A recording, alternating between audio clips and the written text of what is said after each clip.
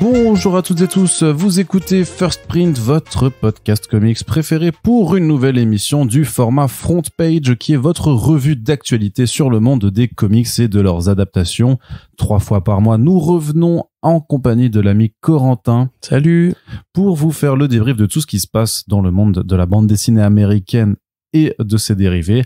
Et une fois n'est pas coutume, nous avons donc cette 3e émission consacrée à ce qui s'est passé du côté de au cours de la fin du mois de septembre 2023. Les comics seront au rendez-vous, mais les adaptations aussi. Et puis il y aura forcément le point à la fin du podcast sur la grève, qui connaît peut-être un heureux dénouement. On en reparlera bien sûr en fin d'émission. Un petit préambule pour vous dire qu'on a bien reçu toutes vos questions pour le Q&A. On enregistre tout bientôt. Ça va être une grosse émission et il est fort probable qu'on doive la découper en 2 comme l'année dernière parce que vous avez été assez nombreux à répondre. Et même si vous étiez pas nombreux, vous aviez beaucoup de questions. Donc voilà, il y a pas mal de choses qu'on traitera dans un podcast tout bientôt.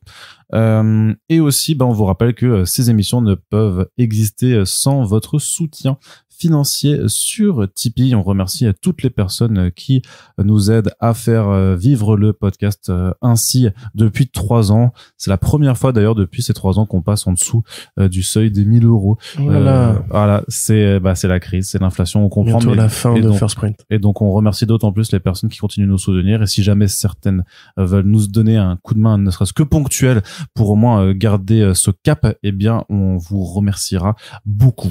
Voilà, ça c'était le préambule. Maintenant, on va passer à l'actualité comics, bien entendu. Et j'ai une question rhétorique à te poser, Corentin. Oui. C'est qui c'est qui vient à Quai des Bulles 2023 ? C'est pas rhétorique, ça, c'est une question. Hein. Oui, c'est vrai. Du coup, il y a une réponse. Une question rhétorique, c'est une question qui n'appelle pas de réponse. C'est une question dont on peut connaître la réponse aussi. Bon. Et vu que moi je la connais, en fait, c'est pour ça qu'à mon sens, elle était rhétorique, puisque moi je peux te dire. Mais moi je peux te le dire aussi. Ah ouais? Il y a Charlie Adlard qui vient. Yes. Il y a Run et il y a Neyef. Et il y a Rours. Et il y a Petit Rapace. Yes. Et il y a ING Kulbarn. Et il y a ensuite.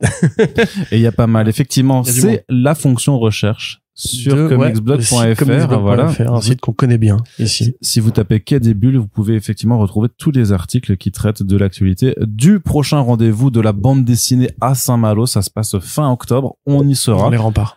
On y sera, et entre 2 interviews, on ira boire du cidre et manger des crêpes avec peut-être certains d'entre vous, du moins pour le cidre surtout.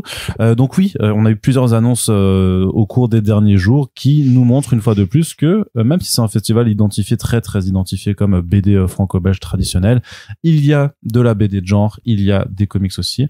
On avait déjà fait le point sur les invités de 404 Comics. Les derniers annoncés, ce sont notamment des invités du côté de Glénat, puisque Charlie Adlard sera là pour présenter Altamont une nouvelle fois. C'est la 4e fois qu'il vient en France cette année. Il a fait Angoulême, il a fait les rendez-vous de la BD d'Amiens où on avait pu l'interviewer. Vous avez découvert ça à l'audio il y a peu.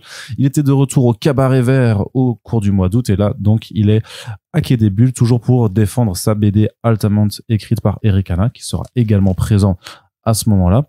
Et aussi Rutsev qui a fait ses annonces avec un quatuor de talents issus du label 619 avec Run, Rours, Neyef et Petit Rapace. Donc Run, Rours et Petit Rapace qui viendront présenter le Low Reader 3 qui sera de sortie. Petit Rapace a aussi sorti à Slum Kids il y a peu de temps. Run, là on est en plein dedans, c'est MFK2 tome 2 qui débarque sauvagement dans les librairies. D'ailleurs le Moutafoukast revient. Il y a encore 2 épisodes qu'on doit vous présenter, donc ça revient aussi sur les ondes. Et puis Neyef, c'est Okae, mais aussi quelque part du côté d'Ankama, là le retour d'une de ses précédentes œuvres, Bayou Bastardized. Je crois qu'on l'a mis d'ailleurs dans le déroulé. Absolument. Donc l'intégrale. N'allons pas trop vite. Mais aussi du côté des éditions Black and White, à noter que Paul Renaud sera là pour son All-Star Photonique.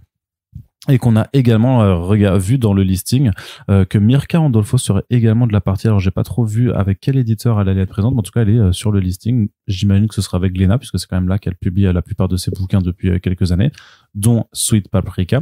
D'ailleurs on a toujours une interview d'Angoulême qui n'a pas été mise en ligne et je plaide coupable, mais d'ailleurs ce sera peut-être l'occasion de le faire à l'occasion de Quai des Bulles. Ouais, non mais de dire le premier anniversaire, tu vois, au bout d'un an tu la mets. Ouais, c'est ça. Tu fais comme si elle était revenue à Angoulême 2024. Le propos reste universel. De toute façon, c'est une BD qui n'a pas changé entre temps. Elle parle toujours de cul et de vie professionnelle, voilà, à l'heure moderne. Corentin, au lieu de te moucher puisque tout le monde t'entend, je vais te passer la parole. L'été tardif égale plus de pollen, c'est pénible un peu là. Fichu réchauffement. Oui. Je vais donc te laisser la parole pour nous parler juste du retour de Vampirella aux éditions Delirium en ce mois d'octobre 2023. Oui, tout à fait. Alors effectivement, les éditions Delirium dont on parle assez régulièrement, qui généralement aiment bien... ils ont plusieurs pôles de compétences, on va dire. Parmi celles-ci, on retrouve notamment un amour pour les anthologies d'horreur de la maison Warren Publishing. Donc Warren Publishing qui était l'une des maisons qui avait été pas le plus durement frappé, mais qui avait été ciblée dans les fameuses audiences publiques parce qu'elle représentait les comics d'horreur et que donc après elle avait été refondée pour faire des formats magazines, fameusement Eerie, Creepy et Vampirella. Donc Eerie et Creepy qui sont deux anthologies très très connues du monde de l'horreur.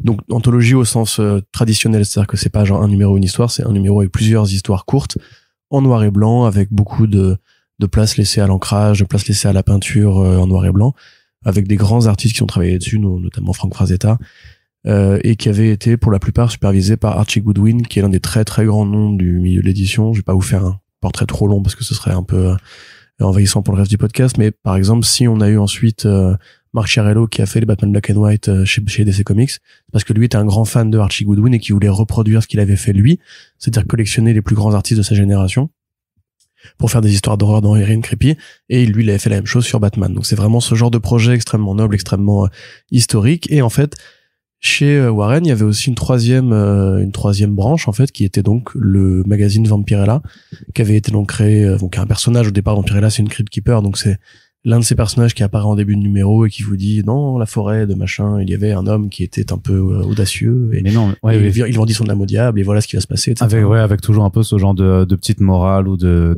petits préceptes. Ne défaisez pas vos lacets dans une forêt. C'est ça. En fait l'idée du Crypt Keeper elle part des contes de la crypte évidemment. C'est ce squelette qui raconte les histoires d'horreur avec un ton un peu sarcastique en mode tout est marrant, ils vont tous mourir. Et en fait Vampirella c'était pareil, sauf que elle apparaît en 69, à l'époque où on a eu la libération sexuelle. Les pin-ups sont arrivés, les magazines un peu érotiques sont arrivés aussi. Et on a eu aussi beaucoup de films de vampires un peu plus exploités que les films de vampires un peu plus justement nobles et plus classiques de Universal et de la Hammer. Donc voilà, Vampirella, elle arrive, c'est une femme sexy, qui porte peu de vêtements, qui a été designée par Trina Robbins et dont la première illustration serait celle de Frank Frazetta. Bon, voilà, on va pas non plus refaire l'histoire. En fait, elle, c'est une Crypt Keeper, mais c'est aussi un personnage qui aura le droit à 16 aventures dans chaque numéro. Ce qui fait qu'elle sera à la fois la vedette, et c'est là qu'ils ont été intelligents, parce que t'as plein de Crypt Keepers qui sont restés cultes, comme Elvira, maîtresse des ténèbres, qui est donc cette fameuse jeune femme qui prenait un peu la coupe de cheveux de la fiancée de Dracula et qui avait une poitrine assez développé, voilà, avec un décolleté. Un décolleté. Merci Arnaud qui connaît très bien tout ce champ lexical, visiblement. Oui. Un décolleté, justement, qui a fait un peu les grandes heures de la télévision américaine dans les années 50. Vous avez eu plein d'hommages à ça dans Criminal, dans le film Ed Wood de Tim Burton. Et effectivement, ce genre de truc-là, en fait, ça a aidé au succès de Vampirella, mais ça a aussi aidé à la popularisation de la revue en tant que telle. C'est-à-dire qu'avoir une icône sexy, en fait, permettait d'avoir aussi des thèmes de sensualité, de l'horreur, qui laissait plus de place au féminin, à la tentation du féminin. Alors, il y a des trucs qui ont mal vieilli, d'autres qui ont très bien vieilli. Delirium, donc, avait déjà édité un premier tome il y a 8 ans, et ils expliquent qu'il leur a fallu beaucoup de temps pour être satisfait du tome 2. Et donc, en fait, tout ça a été simplement un gros travail d'écrémage, parce que si vous remettez un peu le nez dans les Vampirella de l'époque, déjà, il y a très peu de cohérence graphique. Il n'y a pas des artistes qui reviennent à chaque numéro et tout. Par exemple, c'est Tom Sutton qui fait la première histoire de Vampirella. C'est très bien, hein. Franchement, c'est une super histoire, c'est très bien dessiné. Ça tord un peu le coup, justement, au côté sexy pour sexy, parce que c'est quand même un peu grimaçant, tu vois. Et en fait, très vite après, ça devient un peu une bauge très, très aléatoire au niveau qualité. Donc, je pense qu'en fait, Lerner a simplement dû prendre les histoires qui l'intéressaient lui, pour essayer de faire un truc qui soit qualitativement solide. Donc là, on aura du on aura du Tom Sutton, pardon. Évidemment, on aura du Ackerman, parce que c'est lui qui a créé Vampirella. Qu'est-ce qu'on aura d'autre? Je n'ai pas noté ce qu'on avait d'autre, finalement. Ah si, voilà. Esteban Marato, Jerry Grandenetti, Luis Garcia et évidemment José González, qui était pareil, l'un des très grands de cette génération Eerie and Creepy. Évidemment, c'est des noms qui vont moins vous parler dans le présent, hein. Ça a quand même 50 ans, voire 60 ans, hein, ces projets-là. Donc voilà, c'est un peu moins connu, mais déjà Il me lisez semble que les Irian Creepy de chez Delirium, c'est très bien, et ça peut être une occasion de vous intéresser à cette école de comics d'horreur un peu Puis poussiéreuse. Luis Garcia, il me semble que c'est qu'on le voit aussi dans les anthologies, enfin dans les omnibus Marvel Horror que Panini a fait, parce que justement il dessinait dans ces titres horrifiques de l'époque. Voilà, mais donc ça arrive avec une très belle couverture en peinture qui, je crois, pareil, doit être du Frazetta ou ça doit être du Frazetta ou du Kelly. Ça sort ça sort le 6 octobre, comme d'habitude, on est prévenu un peu à la dernière minute. Mais voilà, ça a l'air super cool. Encore une fois, Delirium qui, on le rappelle, probablement la maison d'édition qui, avec les Fab de 404 et avec les certains Urban Limited et compagnie, qui fait le plus d'efforts pour faire de beaux albums qui se distinguent vraiment du marché américain, qui font un vrai travail éditorial au sens propre, c'est-à-dire qu'ils vont pas juste traduire et importer une BD, ils vont souvent la revamper, couper dedans, faire des préfaces, des postfaces. Là, justement, il y a des explications, on va dire. Il y a donc David Roach qui va signer une introduction qui reviendra sur l'histoire de Vampirella, sa création et la place du magazine par rapport aux autres sur le marché de l'horreur de l'époque. Donc, ouais, avec plaisir. Et parce que nous, on connaît Vampirella dans le présent parce que la série de Mark Millar, parce que toutes les séries de Dynamite Entertainment où c'est juste une nana sexy qui coupe des têtes. En fait, à l'époque, c'était vraiment une très belle incarnation d'une certaine école de l'horreur qui a complètement disparu aujourd'hui, qui est devenu un standard, en fait, comme le Count Crowley de David Dastmalchian, tu vois, auquel on rend hommage pour se rappeler de la bonne vieille époque où l'horreur avait un tel lore et une telle densité. Voilà, la Vampirella moderne a très peu de choses à voir avec ce qu'elle était à l'époque. Très bien. Et donc, à découvrir dès cette semaine, à l'heure où on met le podcast, que nous, on l'enregistre lundi, on le met en ligne lundi, on le partage le lendemain. Mais voilà, si vous nous écoutez immédiatement, ce que vous êtes généralement nombreux à faire, eh bien, voilà, vous savez où vous rendre en librairie d'ici à quelques jours. Du côté des annonces de comics VF, un petit peu dans le futur, dans quelques mois, d'ici début de l'année 2024, deux nouveautés à venir chez Delcourt. Et qui, comment dire? Alors, qui quoi? Qui sont dans la thématique de leur politique d'auteur aussi, enfin d'avoir certains, parce que les noms que l'on va retrouver en fait sont des noms qui ont déjà été publiés à plusieurs occasions au sein de la maison d'édition, donc dans la collection Contrebande. Le premier titre. Oui, enfin ceci dit, dans le premier titre justement, c'est aussi un accord général pour publier tout ce que fait le mec aux États-Unis. Tout à fait. Ouais. Mais cela dit, justement, dans cet accord général, il y a plein d'autres titres qui pour l'instant n'ont pas été annoncés non plus. Donc c'est-à-dire qu'il y a quand même aussi un choix qui est fait en fonction de ça. Et donc on parle de qui? On parle de Scott Snyder, notamment de son partenariat avec Comixology Originals, et donc qui voit ses titres édités en physique chez Dark Horse aux États-Unis. Donc on en a eu plusieurs déjà du côté de Delcourt, avec Démon, sa collaboration avec Greg Capullo, avec Clear, avec Francis Manapoul, et La Nuit de la Goule avec Francesco Francavilla. République. Le prochain qui arrive, c'est donc Canary de Snyder et Dan Panosian. Dan Panosian, un artiste dont le Slots avait été publié il y a quelques temps également chez Delcourt. Donc voilà, on est vraiment sur l'écurie maison un petit peu de ce côté-là. Et de quoi ça parle? C'est un western horrifique qui s'intéresse en fait à une petite ville un petit peu vers la fin de l'époque de la ruée vers l'or, en fait, où après avoir trouvé de l'uranium, en fait, il y a une explosion dans la mine qui s'effondre. Et a priori, on arrête de l'exploiter et tout ça. Sauf que dans la ville en question, des mois après, en fait, il y a des vagues de crimes qui commencent à apparaître, des faits de violence, et notamment le moment où un gamin commence à buter sa maîtresse d'école à coups de couteau. Il y a un agent fédéral qui est envoyé sur place pour enquêter, et a priori, l'excavation dans la mine a réveillé des forces occultes. Voilà. Tout à fait. Voilà. Mais tu peux lever les yeux au ciel et te parer de tes habits de j'ai tout lu de Snyder. Il ne va plus rien inventer. Il ne me surprend plus. Voilà, il me surprend plus. Non, mais c'est pas ça, c'est que... Non, mais laisse-moi finir. Non, je suis pas d'accord. Bah si. Donc, c'est parce que moi je l'ai lu, c'est une bonne histoire de Scott Snyder, parce que justement, au-delà de son pitch, elle va rester dans vraiment... elle va rester droite dans ses bottes. C'est pas un truc sur lequel il va essayer de réinventer toute une mythologie à la con comme il l'a fait dans Démon notamment, qui était assez imbuvable, je trouve, avec cet aspect-là. On est assez vraiment terre à terre par rapport. Je trouve que comme La Nuit de la Goule, en fait, tu vois, ça va pas révolutionner, parce que de toute façon Scott Snyder n'a jamais non plus fait de grandes révolutions, à part peut-être avec American Vampire, qui était quand même assez ouf dans ses débuts. Mais là, tu vois, il reste assez proche en fait juste de son idée de départ pour faire une histoire flippante avec justement des gens qui font ça péter un câble dans une ville où ça devient presque une forme de huis clos aussi parce qu'ils essaient forcément aussi de se protéger pour pas qu'on envoie l'armée enquêter sur tout ce qui se passe. Dan Panosian surtout qui est hyper beau sur le dessin. Mais ça c'est pas nouveau. C'est un artiste voilà c'est ça dont le Ils ont fait les Alice de Panosian non pas encore ça ouais, c'est vachement bien si ça vous intéresse. Ouais, chez Boom Studios, mais ça, pour l'instant, ça n'a pas encore été annoncé par quiconque en VF. C'est peut-être plus difficile à vendre. Là, vraiment, le seul truc que j'aurais à reprocher par rapport à l'édition VF sans avoir mis les mains dessus, c'est juste que le choix de la couverture, c'est pas la couverture la plus sexy que j'aurais prise, parce qu'on a vraiment juste le visage du Marshall comme ça, avec son bandeau, donc pas le truc le plus intriguant, alors qu'il y a d'autres couvertures qui sont beaucoup plus stylisées. Mais voilà, ça, c'est un truc que, par rapport à Démon ou par rapport même à... Qu'est-ce qu'il avait fait récemment qui était vraiment Noctera, ce genre de choses, ou Undiscovered Country, donc d'autres titres de Scott Snyder publiés chez Delcourt également, qui sont eux trop foutraques. En fait, je trouve que l'exécution... Clear aussi, c'était de la merde. Ah ben non. C'était nul. Non. Pourri. Non. En plus, on en a parlé dans le Back Issues et t'as pas dit que c'était nul ou pourri. Si, t'avais été déçu, si. T'avais été déçu, mais t'avais pas dit que c'était nul non plus. Ouais. Mais dans le Back Issues, tu vois, alors que là, c'est l'actualité.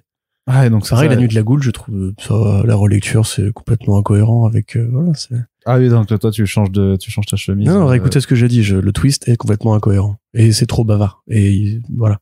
Mais il faudrait que ce soit une BD muette. Ouais, mais c'est beau, et même si c'est trop bavard, sur l'échelle grâce à Scott Snyder. Sur l'échelle de Scott Snyder, c'est quand même moins bavard qu'un vrai Scott Snyder. Ouais, mais tu vois là, pourquoi je rigolais? Non, mais c'est pas du nivellement par le bas, c'est justement... quand tu fais la liste des éléments du scénario, Ruée vers l'or, Cowboy, Uranium, Ville fantôme, Zombie, Force profondeur. Voilà, c'est toujours pareil, c'est l'empilage de thèmes algorithmiques. Le mec, mais à chaque fois, c'est pareil pour, le truc qu'il avait fait avec les pompières, qui sont avec des ex-tolards. Non, c'est Dark Spaces, Dark Spaces, voilà, qui sont des nanas en prison, mises en tige, qui après, en travaux d'intérêt généraux, qui vont trouver une maison où il y a du feu. Et en fait, il y a un cadavre avec un coffre-fort. Putain, mais tu me racontes trop de trucs à la fois, frérot. Moi, j'ai pas lu Canary. J'aime beaucoup Dan Panosian. J'accorde le bénéfice du doute. Parce que je n'ai pas renoncé à l'idée qu'un jour Scott Snyder va redevenir un bon scénariste. Pour l'instant, t'avoueras quand même que depuis ces dernières années, toi-même, t'as fait la liste, il y a peu de trucs qui sont... Ouais, mais justement, je le trouve sur une pente ascendante. En fait, plus les derniers projets qui sont sortis, je l'ai trouvé sur une meilleure pente parce que justement, il se calmait par rapport à vraiment tous ces délires. Je veux dire, pour moi, tu vois, c'est que Undiscovered Country, en termes de densité, c'est comme Metal, tu vois, c'est que ça part dans tous les sens, c'est que c'est foutraque, c'est bordélique. Ça reste généreux, on peut dire. Ouais, c'est ça. On peut apprécier la générosité. Quoi, tu vois. Voilà, on peut apprécier cette générosité. On peut aussi trouver qu'elle dessert le récit. Moi, je trouve vraiment, même si je suis d'accord que tout n'était pas parfait, qu'avec Clear, La Nuit de la Goule et Canary, on est sur une économie. En tout cas, où il est plus concis peut-être encore que c'est vrai que Clear sur la fin, sur la fin, il y avait beaucoup de trucs, ouais. Mais voilà, mais sur les derniers, je trouvais qu'il y avait une économie justement qui permettait au récit d'être juste d'être plus appréciable en fait, d'être plus digeste, même si effectivement on n'est pas ce sera pas sur du chef-d'œuvre, mais moi je trouve que c'est plutôt une sortie assez intéressante. Autre titre par contre qui peut-être t'intéressera plus, c'est le premier tome de la série Damn Them All de Cy Spurrier et Charlie Adler.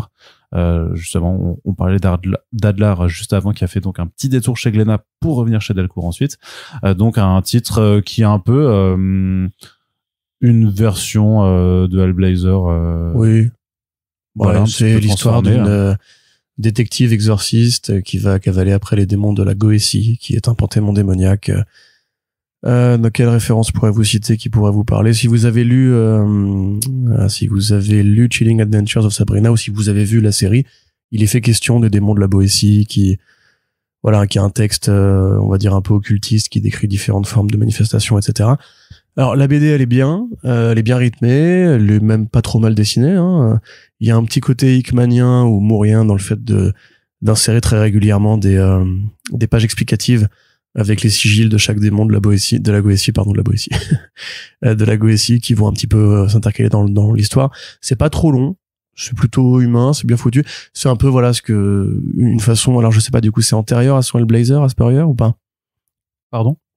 Il m'écoute pas du tout. Non. Damn Them All, c'est avant ou après qu'il fasse Hellblazer avec Aaron Campbell? Ah, c'est après. C'est après. C'est un petit peu après. Ouais. Bah, on peut considérer ça comme une sorte de bonus dans ce cas-là, justement parce que ça reste un peu de même esprit, l'héroïne un peu pas autodestructrice, enfin pas comme Constantine, mais ouais, c'est une bonne lecture. Moi, je suis pas le plus grand fan du monde de ce Adlard là, on va dire. Paradoxalement, je trouve que Altamont est plus joli comparativement. Bah, c'est parce qu'il en fait les couleurs lui-même aussi, et qui. Ouais, là il y a cette couleur descendue, qui fait très justement Delcourt, qui fait très Condemned Flesh, qui fait très justement la palette un peu années 2000 des comics horrifiants / polarisants. Après, j'aime bien les idées de mise en scène qu'il y a, parce qu'il y a vraiment cette idée que, en fait, quand les démons apparaissent et que toi tu peux pas les voir, tu vas quand même les ressentir et commence à être pris de vertige. Ouais, il y a plein d'effets, il y a plein d'effets de vibration et de couleurs un peu arc-en-ciel, un peu psychédéliques qui sont pas mal à ce niveau-là. Franchement, non, ça c'est une bonne lecture. Voilà, comme quoi il y a pas que Snyder dans la vie. SS, tu vois, les deux ont les mêmes initiales. Donc ouais, non, carrément. Ceci dit, voilà, si vous voulez commencer Spurrier, il y a des trucs plus essentiels à lire avant, mais c'est cool de voir toute sa bibliographie commence petit à petit à arriver en VF. Ouais, et nouvelle, quoi, sa production nouvelle. Après, ça fait quand même quelques années qu'il était déjà publié par chez nous, et SO Achilleos, qui nous avait ramené le Beffroi il y a quelques années déjà, qui augurait après de ses futurs chefs-d'œuvre comme Coda et Saison de sang, de bouquins qu'on vous recommande encore et toujours chaudement.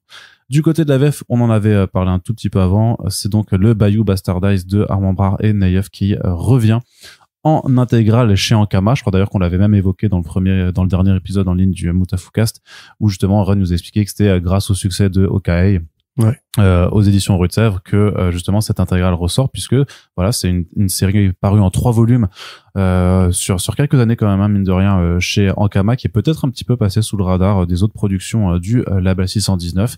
C'est très américain comme c'est aussi américain, c'est un sous-genre de l'horreur, de la culture américaine. Ouais, mais après c'est aussi américain que beaucoup des Doggy Bags One Shot qui étaient sortis, comme les œuvres de Mud, notamment, tu sais, les derniers qui étaient sortis. Trench Foot. Il y avait aussi, tu sais, avec les mecs qui étaient enfermés dans le tank.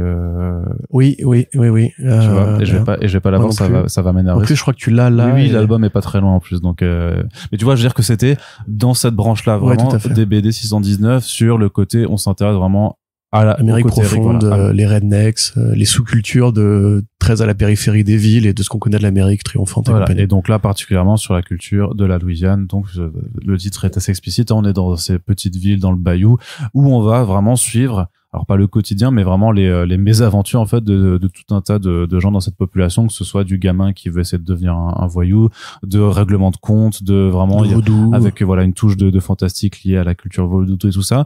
C'est Naïef qui fait ses marques et qui s'améliore en fait d'album en album. Je pense que les premiers albums, effectivement, c'est un truc un peu plus brut, plus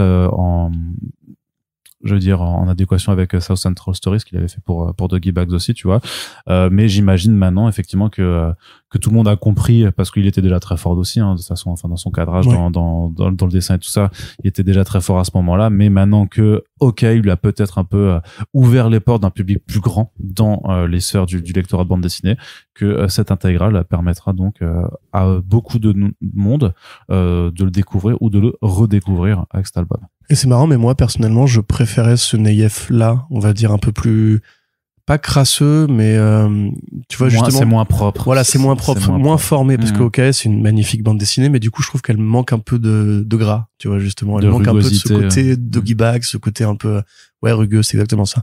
Donc j'ai beaucoup aimé Bayou Bastardized, je lirai avec plaisir cette intégrale.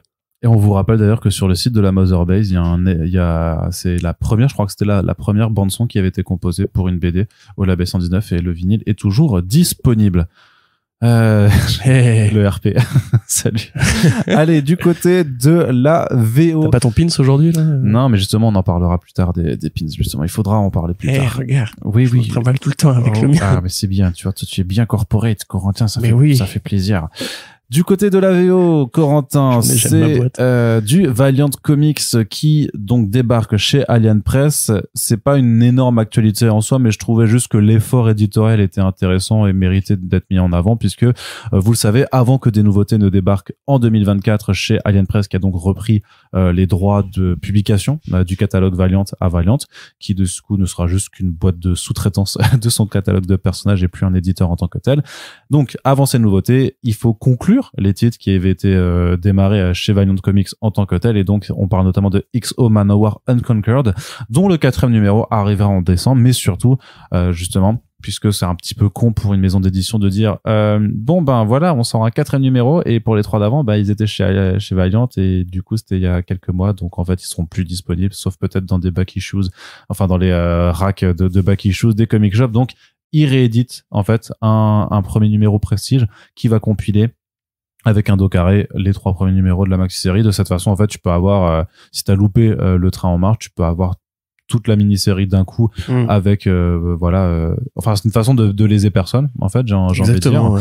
Et surtout, peut-être que ça va remettre aussi en avant le travail de Liam Sharp sur cette série, qui est quand même, je trouve, assez exceptionnel. Pour qui aime ce côté de hard SF très en peinture numérique, très méta-baron dans l'esprit, c'est ça, tu vois, complètement. Mais moi j'ai regardé, j'ai fait, c'est très métal-hurlant, on va dire post-90, c'est vraiment et c'est ce que je crois que j'avais mis dans l'article aussi, en disant mais si Bliss le publie, j'espère que les droits pour l'étranger sera toujours chez Bliss, même malgré ce changement de maison d'édition aux États-Unis, mais que là il faut arrêter le format comics, il faut le faire en grand, tu vois, parce que c'est enfin, moi, je trouve que c'est vraiment un truc assez splendide, qui me parle beaucoup, parce que j'ai adoré, voilà, tout ce qui était Métabaron et ce genre de choses-là. Donc, voilà. Il faut que tu lises Starhenge aussi, hein. Ouais, bien sûr. Donc, et oui, et l'histoire de Exo Manowar Unconquered, c'est donc Exo, Arik de Darcy, un Visigoth, enlevé par les extraterrestres, qui tombe sur une armure et qui devient donc Exo Manowar, qui là, en fait, va affronter des sortes de descendants futuristes de l'Empire romain, qui à l'époque c'était les ennemis forcément des barbares. Là c'est des barbares, c'est des romains futuristes, donc voilà, trop bien, ça a l'air cool.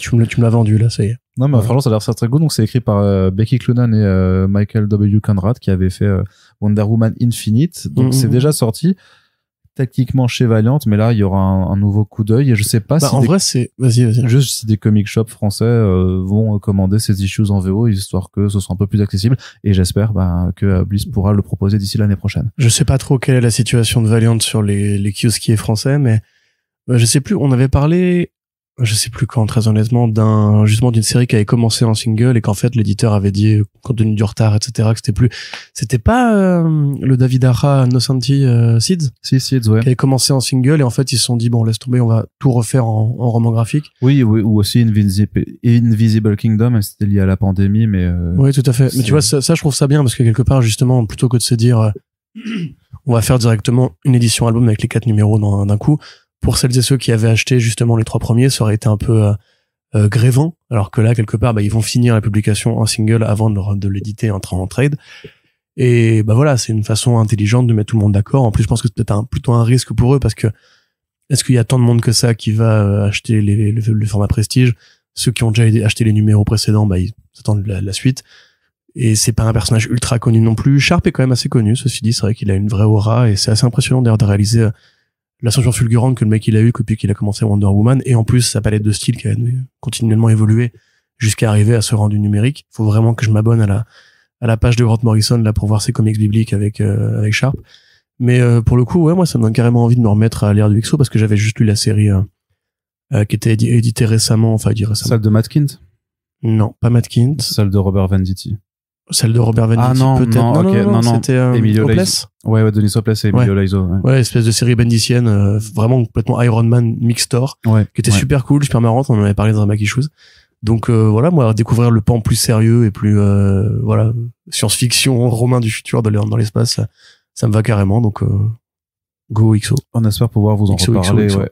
Prochainement. Du côté des tortues, si vous aimez nos amis les reptiles, sachez que Sophie Campbell va signer, a annoncé la fin de son run Elle a fait moitié moins que Tom Waltz, la Fénéas, quoi. Franchement, nul, hein, vraiment nul. Ouais.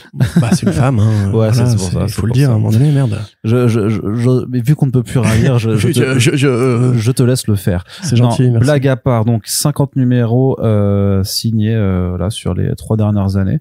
Impressionnante performance donc par Sophie Campbell qui quittera la série après le 150e. Voilà. Oui, et a priori, c'est pour se consacrer à des projets plus personnels. C'est ce qu'elle dit dans le communiqué de presse. Elle ne s'interdit évidemment pas de revenir pour la suite. Oui, comme Tom Waltz. Comme Tom Waltz, qui était déjà revenu pour l'aider à composer Armageddon Game, puisqu'il faisait l'une des 2 séries, parce qu'il y avait la série Armageddon Game et la série TMNT. Il et elle ont travaillé ensemble là-dessus, pendant que Waltz et Eastman continuent le projet The L'Astronaute 2. Donc, quoi qu'il en soit, de toute façon, IDW sait qu'ils vont faire de l'argent avec l'Astronaute 2. Ils peuvent se permettre de transitionner vers autre chose après TMT 150 qui va être un gros numéro puisque actuellement on reprend en novembre 1945 qui est officieusement titré Road to 150. Donc on aura des grosses festivités. Ça va être un deuxième City-atoire a priori. Je spoilerai pas ce qui s'est passé récemment parce qu'on m'a déjà accusé de voilà. Mais en même temps, si vous prenez une série au bout de 19 numéros et vous commencez au numéro 1 sans vouloir spoiler, c'est un peu bizarre. Bref. Voilà, c'est un commentaire personnel. Donc là, a priori, on va avoir pas un nouveau statu quo à proprement parler, mais vraiment une sorte de nouvelle entrée en matière. Moi, je serais pas surpris, enfin, si, je serais surpris si Santoluku récupérait l'écriture en mensuel, parce que je sais pas s'il a envie, je sais pas s'il aurait même envie d'écrire sans dessiner, et il est pas capable de dessiner du mensuel avec sa productivité. Mais on se souvient qu'il voulait au départ, et c'est un peu quelque part le dernier des 3, entre guillemets, qui est là depuis très longtemps, qui connaît les tortues et qui a une place dans l'architecture générale. Donc moi je serais intéressé si jamais ça devait être Santoluku qui reprenait la série ensuite. Je n'y crois pas parce que à mon avis il y a peut-être justement un intérêt à faire comme pour Campbell, prendre l'un des très très grands passionnés de Tortue Ninja qui existe sur le marché et lui donner les coups des franches pour faire un truc totalement différent, etc. À mon avis de toute façon on sort d'un très bon run, comme celui de Val c'est déjà un très bon run. Campbell vraiment elle a su tout mettre aux beaux endroits, quoi, l'humanité, le propos sur Jennika qui restera à mon avis sa plus grande contribution au mythe des tortues et sa plus grande création personnelle. On n'a pas parlé de Reborn en Back Issues encore. Je crois pas, non. Non, faudrait qu'on le fasse. Non, ouais. Ce qui est vraiment chouette. Carrément. Et c'est encore mieux après. Le problème, c'est que c'est plus elle qui dessine, parce que faut quand même se rappeler, Campbell, c'est aussi une dessinatrice, contrairement à Valls, elle a vraiment pris en main le destin des tortues, c'est elle qui a designé Jennika, c'est elle qui a designé beaucoup des nouveaux personnages comme Mona Lisa et tout. Et voilà, c'est pas juste une contribution qui s'est résumée à je prends Valls en scénario derrière. Ouais, non, elle a vraiment une place super importante. Elle a fait des super albums. Même actuellement, c'est encore très bien. Donc franchement, voilà, encore une fois, une série qui tient debout. Lisez TMNT Reborn tome 1 parce que c'est bien, parce que ça peut faire chialer même si c'est juste des putains de tortues qui se baladent dans la neige. Et voilà, enfin personnellement, j'ai confiance. IDW, je sais pas qui gère l'éditorial, mais les mecs de chez Nickelodeon et IDW font vraiment du super taf pour que les tortues soient entre guillemets meilleures qu'elles ne l'ont jamais été en fait. Donc go Ninja. Parce que t'as vraiment cette ambiance dans le tome 1 de Reborn Northampton, mais puissance 10 en fait, quoi. Ouais, c'est assez ouf, quoi. Ouais, c'est très contemplatif. Non, vraiment très très bien. Ouais, faut absolument qu'on refasse du back issues pour remettre l'accent dessus. Du côté de la VO toujours, il y a, figurez-vous, une nouvelle maison d'édition qui se lance dans un marché indé qui est toujours très vivace. Ça s'appelle Goats Flying Press, donc la maison de presse des chèvres volantes. Oui, tout à fait. C'est mené par Sébastien Gerner, un éditeur qui est en activité depuis des années et qui est aussi auteur de comics. Vous l'avez découvert chez iComics il y a quelques années avec le duo Brigands et Dragons, Skies and Scoundrels, et surtout le fameux Shirtless Bear Fighter. D'ailleurs, il y a eu un 2 qui est sorti. Ouais. Et tiens, il faudrait que j'avais commencé, il combat des gummy bears. Tu sais, c'est les ours en gélatine. Ouais, ours en gélatine de cochon. Là, c'est trop stupide. Je sais pas si... Et c'est là qu'il combat un tardigrade aussi, non? Ah, c'est possible. Le tardigrade, ça se dit bear en anglais, je crois, un truc comme ça. Ouais. Et donc, il faut qu'il tue un tardigrade, mais c'est impossible parce qu'un tardigrade, c'est increvable par définition. Oui. Et il y arrive, et je sais plus, enfin bref, ça avait l'air complètement con, mais je l'ai pas fini, malheureusement. Ouais, mais non, j'étais en train de me faire réflexion que ça avait pas été annoncé au programme du iComics, et que c'est con parce qu'ils avaient fait ça avait bien marché. Belle opération sur le premier. Ouais, bah, peut-être que, je sais pas. À voir. Mais en tout cas, Gerner, donc, lance sa maison d'édition, qui a une particularité déjà, c'est que c'est du 100% creator owned, vraiment du début à la fin. c'est-à-dire que lui vraiment veut seulement donc publier ses propres bouquins, effectivement en tant qu'auteur puisqu'il sait le faire, mais aussi amener d'autres équipes créatives à publier leur bande dessinée, et lui il fournit en fait la structure pour que ça soit publié, mais après tout ce qui est droit reste auprès des créateurs. Donc s'ils veulent en faire ensuite un film, une série, un jeu de société, que sais-je, en fait c'est à leur bon vouloir, j'y touchera rien dessus et tout ça. Et l'autre particularité par contre qui nous fait penser à quelques maisons d'édition déjà présentes sur le territoire français, c'est que l'intégralité de leurs projets se feront par Kickstarter. Donc là aussi, j'imagine que c'est à peu près un gage de sécurité, parce que leur modus operandi, enfin comment on appelle ça, leur maxime, leur mode opératoire, leur maxime, leur logo, leur devise, leur business plan, leur devise, merci, leur devise. Voilà, c'est Comics Against All Odds, donc vraiment des BD contre tout principe, quoi, vraiment un peu. Ouais. Tu vois ce que je veux dire? Oui, moi je vois, mais Against All Odds, c'est contre qui les chances ne seraient pas favorables. Bon, c'est ça, voilà. Donc j'imagine peut-être que ça va être des trucs très risqués, très expérimentaux, ou juste un petit peu bizarres. Et donc le Kickstarter va permettre, comme le fait d'ailleurs Comics Initiative, Bliss Edition ou les éditions exemplaires en France, en fait, juste d'ajuster aussi le volume d'impression pour être sûr que voilà, t'imprimes pas non plus trop d'exemplaires que ce que tu peux espérer en vendre. Bien entendu, le côté du Kickstarter, c'est que ça se gamifie aussi. Il peut y avoir des belles éditions, des bonus, des paliers à atteindre. Le premier projet arrive tout bientôt. À l'heure où on enregistre ce podcast, en fait, il arrive cet après-midi. Donc, on vous en reparlera dans le prochain podcast en vous mettant un petit lien. Surtout en attendant de voir si on sera livré, si c'est possible d'être livré en France. Mais en tout cas, c'est plutôt cool de voir cette maison d'édition se lancer. Oui. Là, je t'avoue, je ne sais pas trop quoi dire parce que l'annonce me surprend. On n'a pas encore de projet à commenter. Le logo ressemble un peu à celui de Dark Horse, sauf que c'est un book.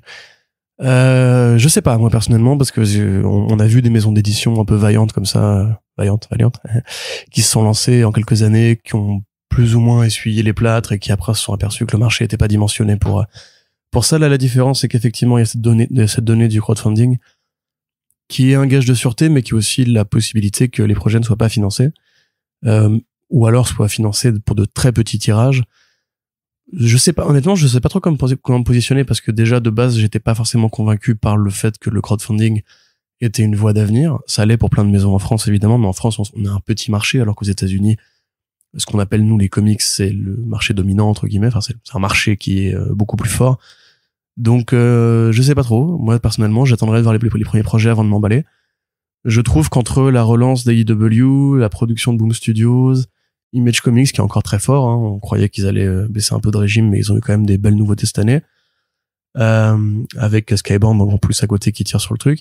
TKO qui revient, Ahoy qui toujours sort son petit truc par-ci par-là. D'ailleurs, il y a le nouveau Mark Russell qui est arrivé à Arnaud là. T'en as pas parlé, je crois. J'ai oublié le nom, peu importe. Mais enfin tu vois, il y a quand même beaucoup de trucs qui se passent. Je sais pas si c'est le bon moment, surtout quand tu vois Distillery en face qui arrive, qui est armé, qui dit on a des partenariats internationaux, on a des réflexions par rapport au format numérique, par rapport au format papier, etc. Là, je sais pas, ça me paraît plus comment dirais-je, un projet champignon qui apparaît de nulle part sans prévenir, et du coup je ne sais pas exactement quoi te dire dessus. On verra bien. Évidemment, si les projets seront bons, on sera ravis de les baquer. Mais attention, enfin, je dis ça, personne ne m'écoute quand je dis ça, mais attention quand même à la surexposition dans le marché indépendant, parce que là, il y a vraiment beaucoup de boîtes, il n'y a pas énormément de consommateurs.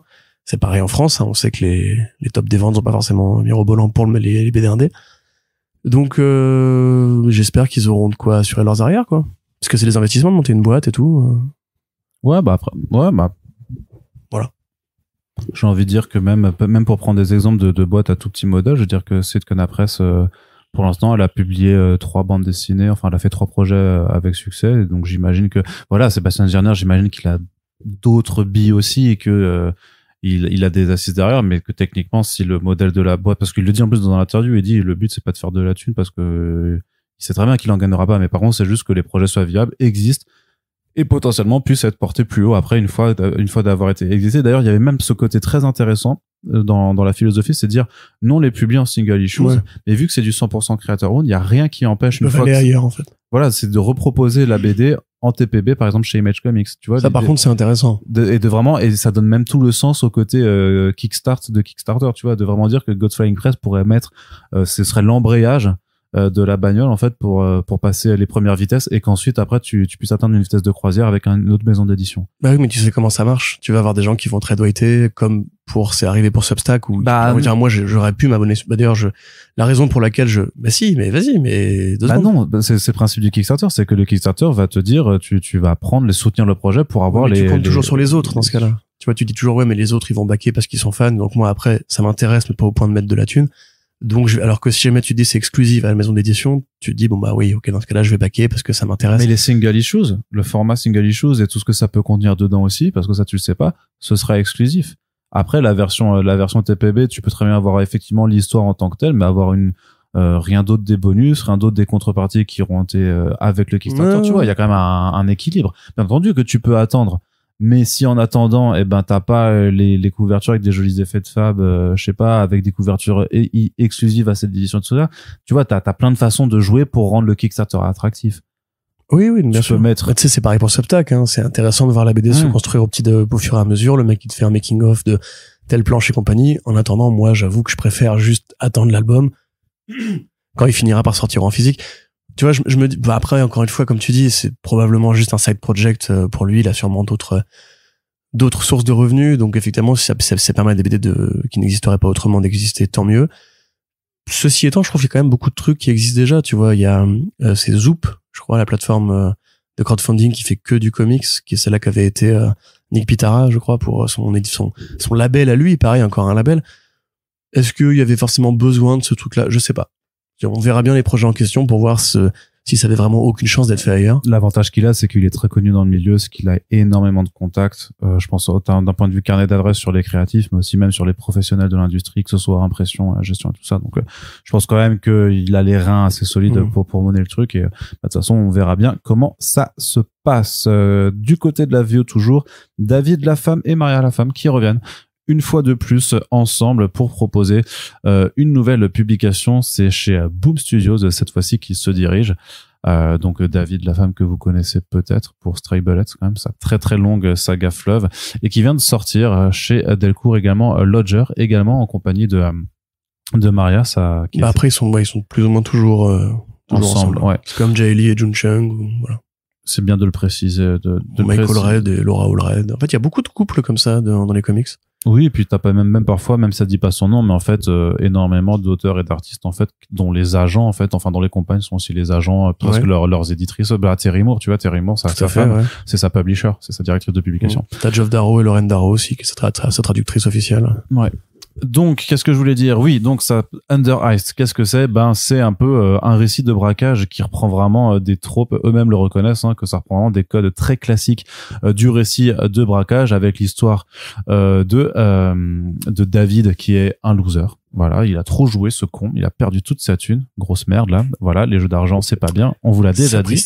Mais comme il s'avère en fait qui travaillait pour les services alors pas de la RATP mais du métro new-yorkais en fait, il tombe sur un groupe qui veut faire un casque qui justement doit exploiter en fait une ancienne ligne en fait de tunnel qui est plus en activité, qui est plus du tout exploitée par la ville. Forcément, c'est le dernier braquage juste pour se remettre bien en selle, pour un peu s'expier de ses fautes passées. Donc évidemment, tout va partir en couille. Vous connaissez un petit peu ce genre de récit, quoi. Choses, voilà. Vous avez jamais vous-même fait des paris et il fallait après braquer des banques. Ça vous est arrivé à tous. Non, mais dans le récit, non, mais c'est vraiment dans le récit de braquage. Le dernier casse avant la paix, tu l'as déjà vu dans pas mal d'œuvres différentes. Et là, le truc, c'est que il y a une touche de surnaturel, il y a un petit pentagramme qui est présent sur la couverture principale, donc on se doute. Et aussi d'ailleurs un mais dans le synopsis, c'est écrit de toute façon. Oui, non, et puis il y a un pendu aussi, je viens de remarquer sur la couverture en fait. Donc voilà, ce sera un peu surnaturel, un peu glauque.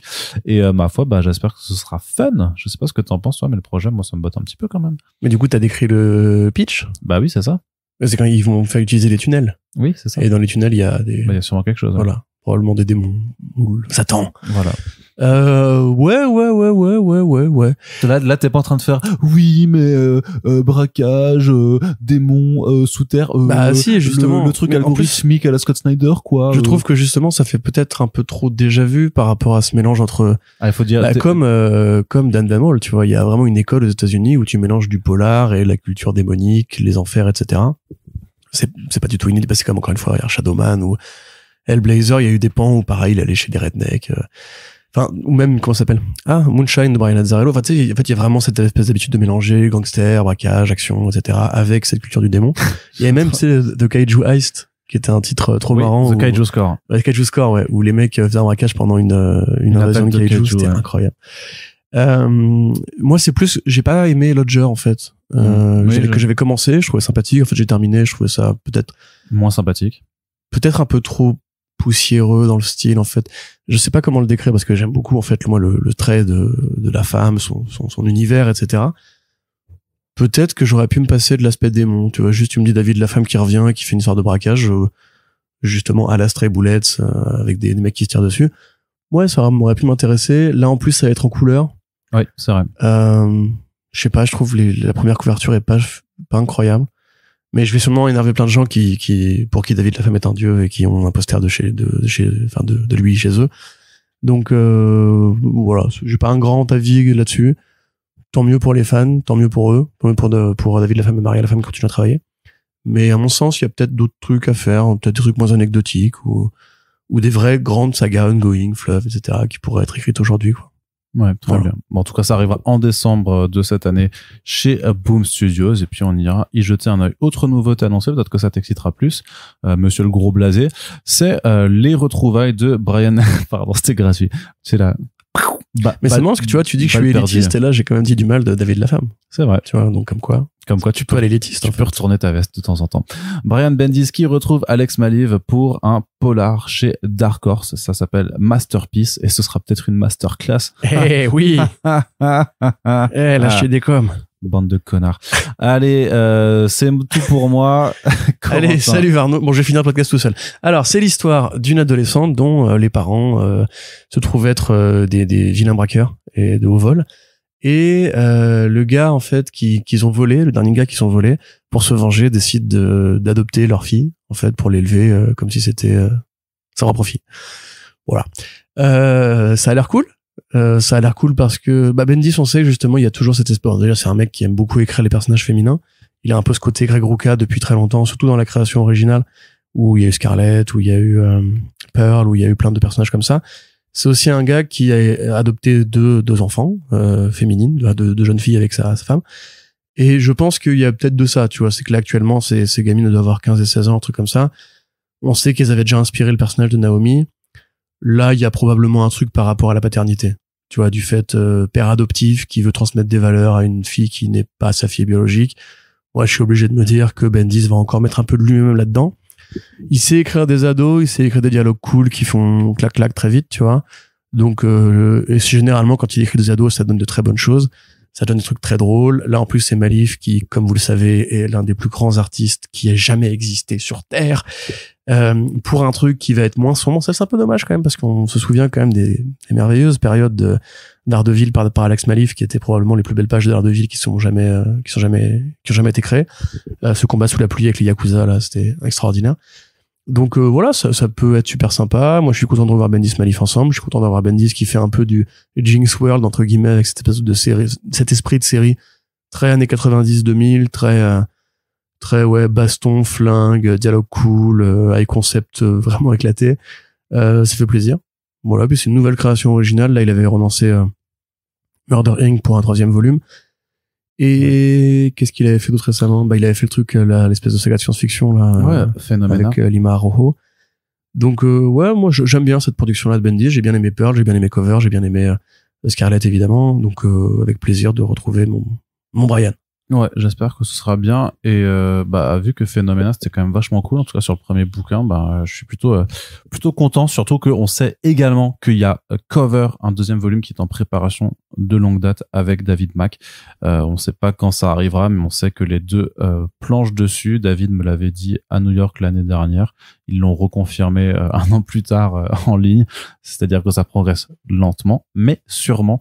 Et donc, il faut savoir être patient, ce que, heureusement, je peux être de temps à autre. Corentin. C'est con, si tu avais dit de temps en temps, ça aurait fait vraiment une rythmique tout à fait rimale avec 4 rimes en an d'affilée. Mais je ne suis pas poète, figure-toi. Non, Arnaud, tu es trop dur. Non, là, ça va. Allez. Bah, tu vois, là, la poésie, la vraie, le grivois. T'as vu, j'ai parlé de ma bite. La grivoiserie. La grivoiserie est toujours avec nous. Corentin. Oui. Ultimate Spider-Man qui est de retour l'année prochaine par Jonathan Hickman et Marco Checchetto. Puisque Ultimate Universe n'est que le point de départ du grand retour de l'univers Ultimate par Hickman.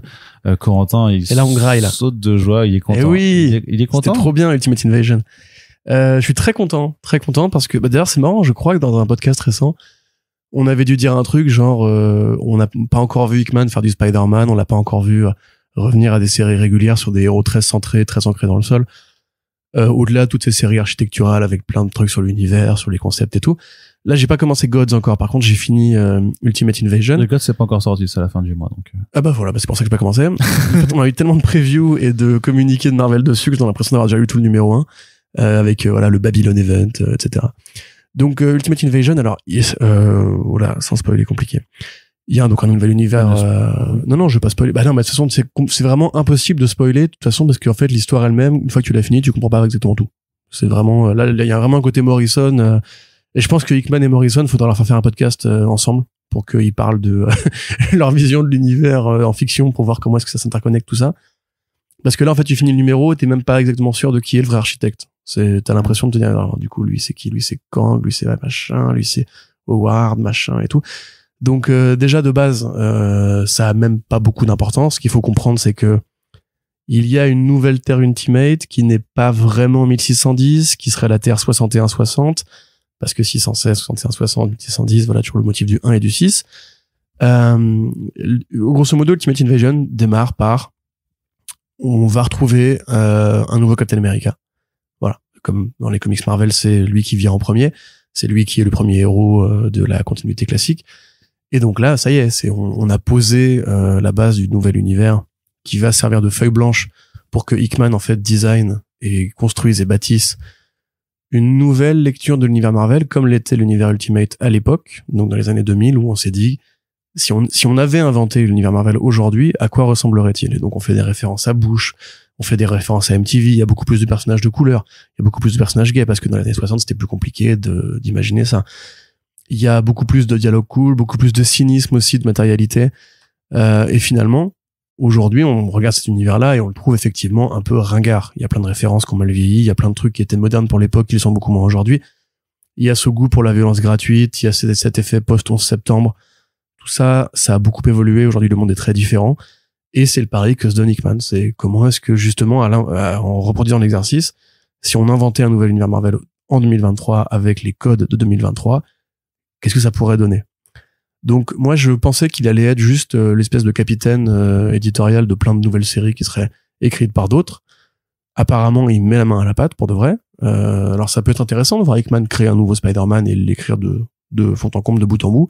Ceci étant, après pour avoir une voix moderne justement comme pouvaient l'être Bendis et Millar dans les années 2000, il faudrait des mecs qui ont un peu moins de bouteilles, qui soient justement plus des jeunes loups qui sont prêts à faire leur preuve et compagnie. Parce que bon, Hickman, il a un certain âge maintenant, et puis ça fait très longtemps qu'il fait des comics. Donc on verra si c'est pas juste une mini-série d'intro, tu vois. C'est un peu ma peur, en fait, c'est que ce soit pas un exercice sur le long terme. Bah, ça dépendra des ventes, hein, Non, mais je veux dire que même dans les plans, là, que l'idée, ce soit juste de faire une mini-série, en fait. Parce qu'ils l'ont pas précisé, ils le précisent jamais, tu sais, quand ils disent series, en général, ça peut être autant une vraie ongoing que comme Scarlet Witch, un truc, en fait, qui est prévu depuis le départ en 10 numéros, tu vois. Faut voir. J'ai aucune idée. Bah, si tu vas pas à New York cette année. Nope. Sinon, envoie un mail à Chester. Chester, Akira, mon pote. Tomodachi no Watashi. Ça veut dire mon ami. Si, c'est vrai. Donc, voilà. Si on va au bout de la logique et qu'on imagine que c'est effectivement comme pour faire l'univers Ultimate originel, de toute façon, un Ultimate Spider-Man 1 par Jonathan Hickman, ça va se vendre. Ça, il y a pas et Marco Kakato aussi. Et Marco Kakato, ça va se vendre, il y a pas de souci particulier à se faire de ce point de vue-là. Il faut voir, parce que ce serait aussi l'occasion intéressante de se dire, mais dans ce cas-là, on se passe du single issue, on ferait comme les Earthphone était prévu à la base, genre un album par an d'Ultimate Spider-Man de 180 pages, tu vois, ça pourrait être intéressant. Non, mais je veux dire que, quitte à faire un truc qui pose des questions au marché du super-héros moderne, parce que Marvel produit déjà beaucoup de single issue, rajouter une Ultimate où il y aurait 3-4 titres qui seraient X-Men, Avengers, Spider-Man. Oui, mais tu vois bien l'objectif financier derrière, quoi. Bah, pour Marvel, mais parce que Hickman lui-même aurait pas parce que, quand même, hein, il faut se dire que Ultimate Invasion, ça revient même à poser des questions à Secret Wars, et, enfin, c'est vraiment un truc qui a une place dans la continuité.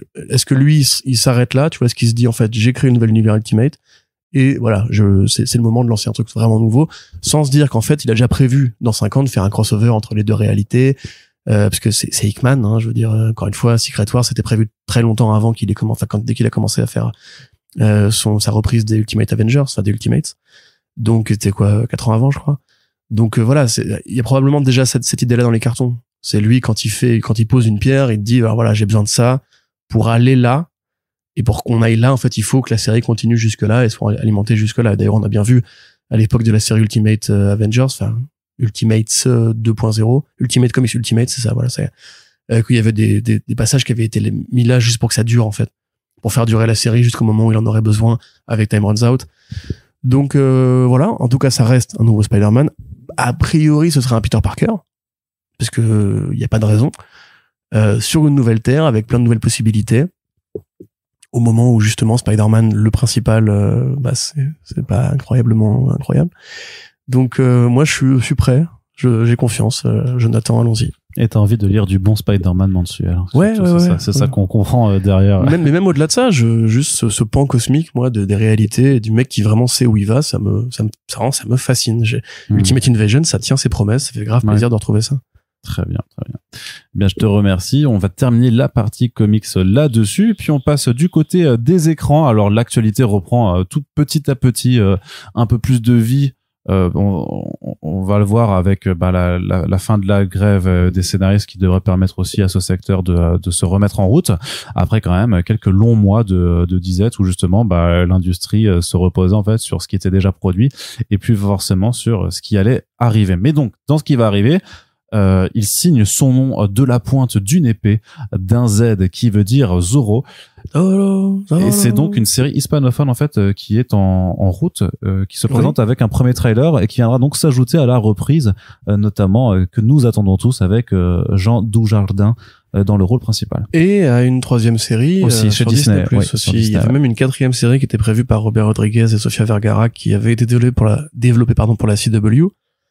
Qui a priori ne verra pas le jour parce que CW, et même si elle avait été reprise par CBS et maintenant qu'il y a un tel embouteillage ceci dit, du point de vue de le produit français, ils en ont rien à foutre, hein. C'est genre Dujardin qui fait du Zorro, ça leur passe complètement au-dessus de la tête, mais je les vois mal faire 3 séries Zorro en parallèle, enfin, ça me paraîtrait un peu non-sensique. Donc là, c'est Media One Rights, qui est une société de production et de distribution latino-américaine, qui travaille avec un studio espagnol. A priori, c'est tourné en Espagne, hein, d'ailleurs, en tout cas en partie.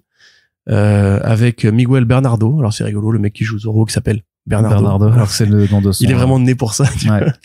Donc une série qui va se passer dans la Californie de 1834. Donc pour rappel, la Californie, État qui est fondé au départ pour être une colonie espagnole, qui après va perdre ce statut pendant les guerres d'indépendance et qui va tomber sous domination mexicaine. C'est évoqué d'ailleurs dans le film Le Masque de Zorro, hein, la liberté de la Californie, le fait qu'après, elle sera rachetée par les États-Unis ensuite, hein, enfin, elle sera intégrée aux États-Unis ensuite, beaucoup plus tard, où en fait Diego de la Vega est un hidalgo, donc un propriétaire terrien, voilà, qui élève des vaches et qui s'élève contre les injustices menées par les militaires. Il ne supporte pas injustice. Qui prennent des rôles de dictateurs locaux. Donc dans la série c'était Monasterio, mais voilà, il y a plein d'autres. Monasterio qui fait d'oro. Oui, mais ça n'est pas tout. Donc voilà, il y a à côté donc la série Disney Plus avec Wilder Valderrama, qui était un mec qui était dans That 70's Show, je crois. Et donc effectivement, le projet de Rodriguez qui a priori a pris la flotte. Le teaser, ça a l'air un peu fauché comme les blés, je trouve. Mais ça fait très série historique, tu vois, ça fait très série, on a des costumes qui font très propres et pas du tout usés, un peu puis du fou et tout. Mais en même temps, ça peut être justement sincère. C'est quelque part la série de Disney des années 50 avec Guy Williams, elle faisait pareil, très propre. Tu vois, il y a pas beaucoup de sang. Même Zorro, il butait personne. C'est quand même toujours, enfin si, il butait par-ci par-là, mais c'était toujours très léger. C'est surtout qu'il signe son nom de la pointe d'une épée. Mais en fait, voilà, il faut se dire que Zorro, c'est aussi un personnage pour enfants. Peut-être que la série, elle est pas destinée aux vieux fans comme nous. Moi, tout ce que je veux, c'est du ching-ching quand ils bougent les épées. Hein. Tu vois, que les mecs fassent des chorégraphies qui n'existent absolument pas dans le monde de l'escrime et qui font clang, clang, clang, clang. Et que ils se battent avec un dictateur local qui a l'accent mexicain. Tu vois, moi, ça m'irait juste très bien. Et extrêmement, c'est vrai que c'est cool de voir une production hispanophone pour le héros qui est peut-être, j'ai envie de dire, le plus connu de la pop culture, en tout cas de ces grands anciens de l'époque du pulp. Il y a vraiment que Zorro qui est vraiment la figure tutélaire en fait des justiciers comme ça masqués. Donc oui, c'est plutôt une bonne nouvelle. Puis en plus c'est quand même une icône de cinéma. Zorro, il y a eu des tonnes de films, de séries, de machins, de dessins animés. Donc c'est presque même curieux me fait très plaisir. C'est même curieux qu'il ait pas eu de grands retours au cinéma en fait ces dernières années. À l'époque des énormes reboots et des mais ça avait essayé de la nostalgie complaisante. Ça, il y avait Jonas Cuarón qui devait faire un film sur le petit-fils de Zorro dans un monde post-apocalyptique nul. Faut attendre que Tarantino qui voulait faire Django Zorro aussi. Faut attendre que Sean Murphy sorte son Zorro du coup pour qu'il l'adapte après. Mais oui, d'ailleurs c'est un peu le même concept. Mais ça, franchement, voilà, c'est pareil. Il y a pas eu beaucoup de bons comics Zorro. Murphy qui revient en parallèle du Jardin. Moi, j'avoue que il commence un peu à me casser les robignoles, mais je sais pas s'il y aura une bonne série qui sortira de tout ça. Ce qui est sûr, c'est qu'il y a déjà eu une bonne série Zorro, il y a déjà eu une bonne série animée Zorro, et il y a déjà eu un extraordinaire film par Martin Campbell, qui était Le Masque de Zorro. Donc, on a déjà une bonne base de Zorro. Il y a moyen de s'amuser encore aujourd'hui. Mais du coup, c'est Don Diego qui fait Zorro. Eh oui, ce n'est pas tout.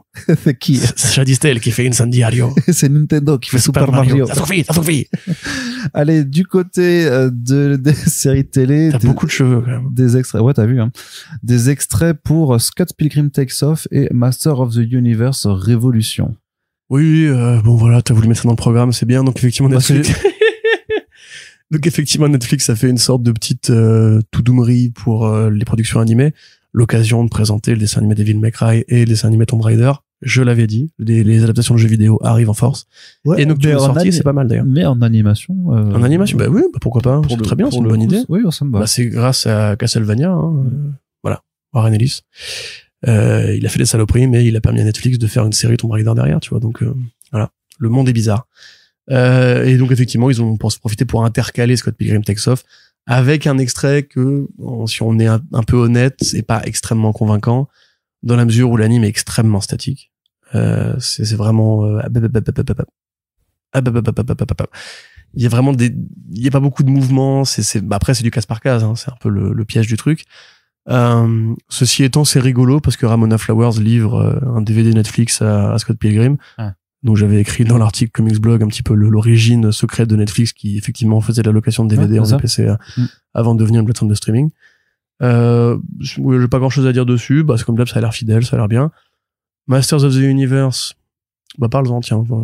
Moi j'aime bien parce que c'est marrant parce qu'il présente Rodman en plus. Il présente la série comme un pas vraiment un soft reboot mais vraiment comme une histoire en standalone dont la conclusion de Masters of the Universe Revelation serait à peine importante, mais en gros on reprend aussi la sauce classique du combat de He-Man, donc Musclor contre Skeletor, sauf que là il y aura un versant technologique encore plus avancé qu'auparavant, et donc là on a vraiment une nouvelle. Après moi je connais très mal cet univers, mais j'apprécie vraiment en fait la façon dont Kevin Smith en fait l'a reprise pour faire sa série animée tout simplement. Donc là t'as vraiment un gros combat de nouveau contre, alors je sais plus comment il s'appelle là, ce gros squelette fluorescent qui vraiment dans le design fait clairement hurle à la face du monde, j'ai été un jouet avant.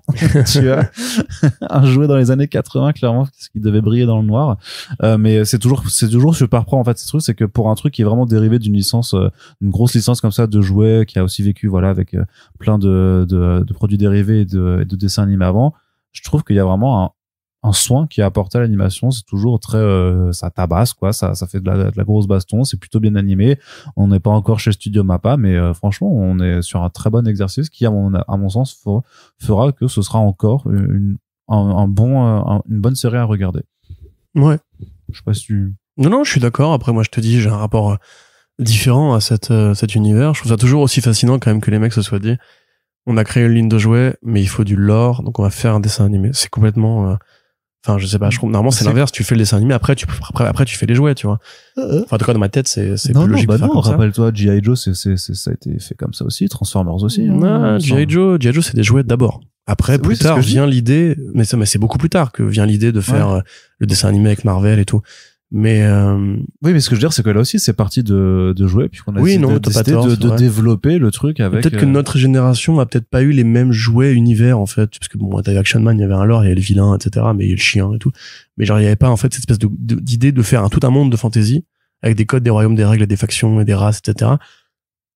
Dans l'idée juste d'avoir des jouets qui sont même pas collectionnés, tu vois, c'est pas du Warhammer et tout, ils se battent pas vraiment, enfin, il y a pas un livre de règles genre faites un jet de 3D et votre He-Man pète la gueule de Skeletor. Non, parce que c'est à toi en tant que petit enfant de faire tes propres règles. D'ailleurs, si ça vous intéresse, on rappelle qu'on a fait un podcast avec Joe Hume et Marc de CloneWeb sur l'origine des jouets He-Man et la première série animée.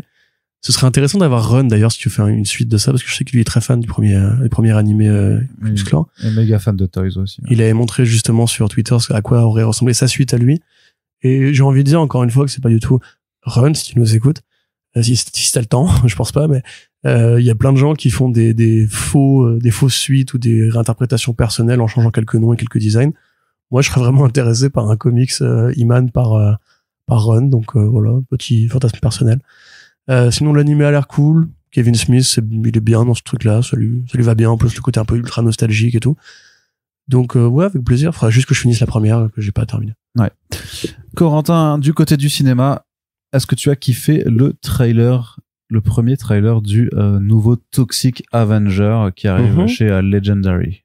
Ouais, alors pour rappel, donc ce reboot dont on avait pas du tout entendu parler pendant 2 ans après la fin de son tournage, qui avait été annoncé en Rated R, qui donc a quand même quelques vedettes au casting, Peter Dinklage en rôle principal, Kevin Bacon et Elijah Wood dans les rôles de vilains, enfin plein de Jacob Tremblay, etc., plein de super acteurs et actrices d'Hollywood. Mais récemment, c'était la grève de la SAG-AFTRA, et donc comme les réalisateurs qui sont bien fait couillonner d'ailleurs, parce que s'ils avaient été en grève, ils auraient eu des meilleurs accords, mais finalement voilà, comme les réalisateurs, eux, n'étaient pas en grève, ils ont pu envoyer Macon Blair, qui est donc le metteur en scène, au Austin Fantastic Fest, et probablement parce qu'il n'y avait pas beaucoup d'actualité sur place de fait, parce que c'est sûrement, le Fantastic Fest, c'est beaucoup des petites prods, hein, c'est des trucs qui sont tournés dans l'année pour être présentés à la fin de l'année, des films de festoche ou des films étrangers. Donc en fait, il avait un peu tous les spotlights, parce qu'effectivement, sur place, Toxic, c'est une institution hein, dans le lore des cinémas de genre américain, du cinéma de genre américain, pardon. Toxic, c'est vraiment l'avatar premier du on se marre, on fait du dégueulasse, on fait de la violence, on fait du fun et compagnie. Donc et du cul aussi. Et du cul, il y a un peu de cul. Ah oui. Moins que dans d'autres prods trauma, mais il y a un peu de cul effectivement. Donc il a pu arriver, dérouler, il a dit donc voilà, Elijah Wood, il est inspiré par le pingouin de Tim Burton et par le personnage de Riff Raff dans le Rocky Horror Picture Show. Il a pu montrer aussi Kevin Bacon qui est juste impérial en mode Lex Luthor débile, avec une superbe robe de chambre dorée et tout, voilà. Il explique un peu qui étaient les vilains, il a tout présenté comme il fallait, en l'absence d'acteurs et d'actrices pour le soutenir pendant la présentation. Et après, donc, on a eu le premier trailer, ou le premier teaser trailer, parce qu'on voit que quelques images du film proprement parler. Ce qui est intéressant de noter, c'est que c'est vraiment du trauma dans le texte. C'est que Trauma, pour rappel, c'est donc la boîte de prod de Lloyd Kaufman, qui a toujours suivi une piste qui était très logique et très rationnelle, qui était on n'a pas les moyens pour faire du vrai cinéma d'horreur, donc on va en faire du faux, on va faire du cinéma d'horreur nul, et plutôt que de se dire c'est tellement nul que c'est marrant, on va se dire non, c'est fait exprès que ce soit nul, comme ça c'est marrant. Et donc il pousse à fond tous les potards du ridicule, des personnages qui sont des caricatures mais odieuses des États-Unis traditionnels. Tous les personnages sont cons, tous les personnages sont vulgaires, tous les personnages jouent très très mal, les effets spéciaux sont ratés et c'est fait exprès. En fait, tout est comme ça. Et le trailer, il joue à fond cette carte-là. C'est que tu vois une sorte de journal télé qui est vraiment filmé avec les trames des vieilles bandes VHS et tout, où on voit plein de gens qui réagissent à l'actualité de l'univers de Toxic Avenger, en jouant mal. Et c'est super ringard et c'est super caricatural et c'est fait exprès. Et donc Blair a vraiment suivi la logique de je fais pas un reboot, je fais une suite spirituelle au film de Kaufman. Et après tu reviens aux images du film le premier où tu vois pas encore le design, il a dit qu'il voulait vraiment garder pour la fin de la campagne de promo, où tu vois donc Peter Dinklage dans son costume de Toxic Avenger. Il a dit un costume pratique, effets spéciaux pratiques, même s'il envoie un peu de CG quand il lui arrache la mâchoire, évidemment. Donc il arrache la mâchoire des mecs, il les bute dans un diner, comme dans le premier Toxic Avenger où il combattait les mecs dans le diner, où il écrasait la gueule d'un mec sur la moutarde et tout. Donc ouais, non, moi c'est pas. En fait, j'ai toujours eu confiance dans ce projet. J'étais surpris de l'avoir vu disparaître. J'aime beaucoup les 4 films Toxic Avenger. J'ai bien aimé les comics et le dessin animé aussi. Je trouve que c'est une icône qui est vraiment super intéressante en tant qu'objet de culture américaine. Là, j'ai toute confiance. Pour moi, ça me fait vraiment penser à Super, en fait. Vraiment penser à Super de James Gunn, qui est un élève de Trauma aussi, hein. Oui.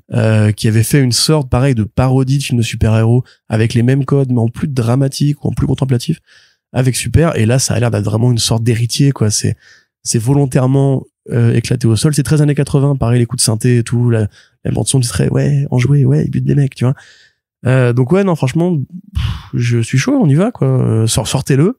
Ouais, surtout parce qu'on n'a pas de date de sortie en France. On n'a pas de distrib. C'est Legendary Pictures qui produit, mais c'est pas une boîte de distrib. C'est Legendary, ils font des accords avec Warner, avec Sony, avec Universal. Ouais. Mais c'est jamais eux qui produisent. Qui distribuent, pardon. Donc là, il faudrait qu'ils trouvent quelqu'un pour vouloir le diffuser. En France, je pense que ça a peut-être des chances de finir sur Netflix, très honnêtement, parce que il y a pas tant de fans que ça de Toxic. Enfin, ou alors ils sont pas très, très sonores. Ouais, mais vu le casting, tu peux essayer de jouer là-dessus pour le proposer quand même sur. Ouais, d'ailleurs, Kevin Bacon qui joue aussi le vilain dans Super. Ouais, c'est vrai. Quoi et regardez Super parce que c'est super du coup. Pas mal. Sur le. T'es fort. Pardon. Et il y a Rainn Wilson de The Office qui joue le héros. Ouais. Shut Up Crime.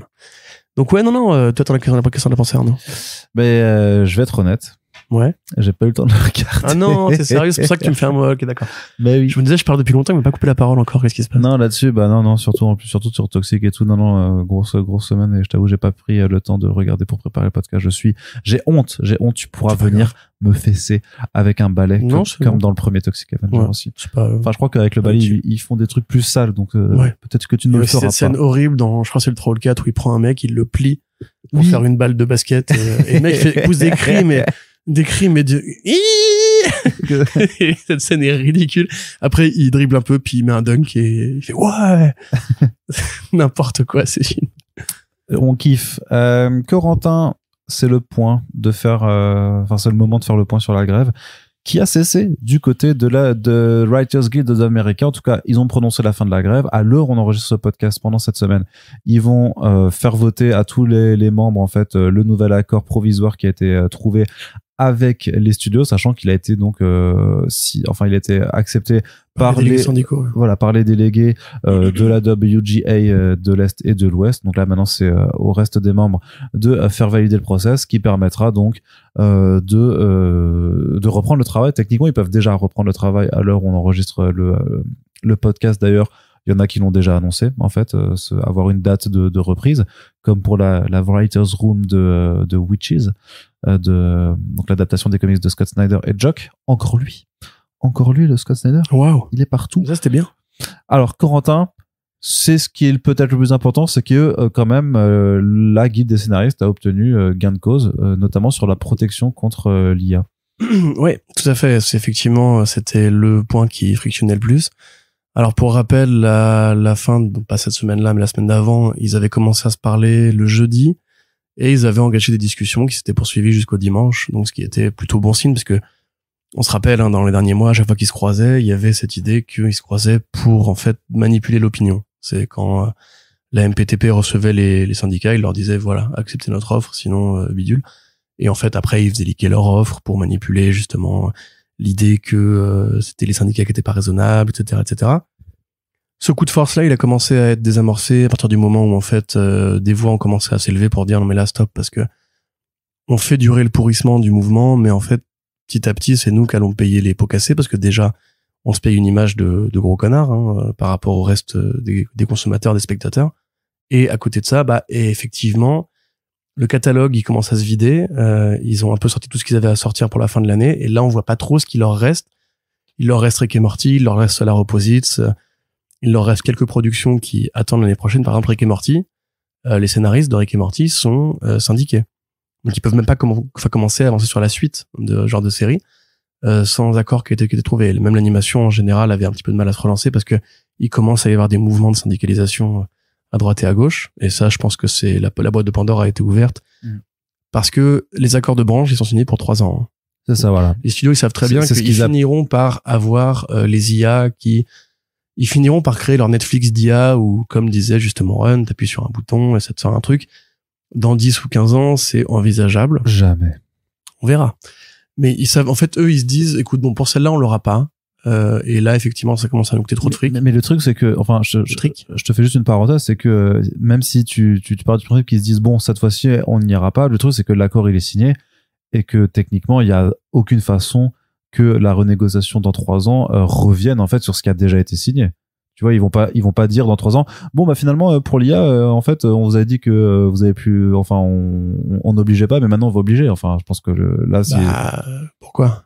Bah parce que c'est une fois que ça a été signé, tu reviens pas en arrière en fait. C'est les accords de branche, c'est signé avec une feuille X. Et non voilà. mais oui, mais tu penses bien que le syndicat des auteurs va pas revenir sur un truc qu'ils ont fait une grève de 150 jours pour le faire mentionner. Certes, mais d'ici là le thème aura changé. Là ils ont eu un grand soutien public parce que les IA, on voit que c'est dangereux et on voit la bascule qui s'opère dans la société.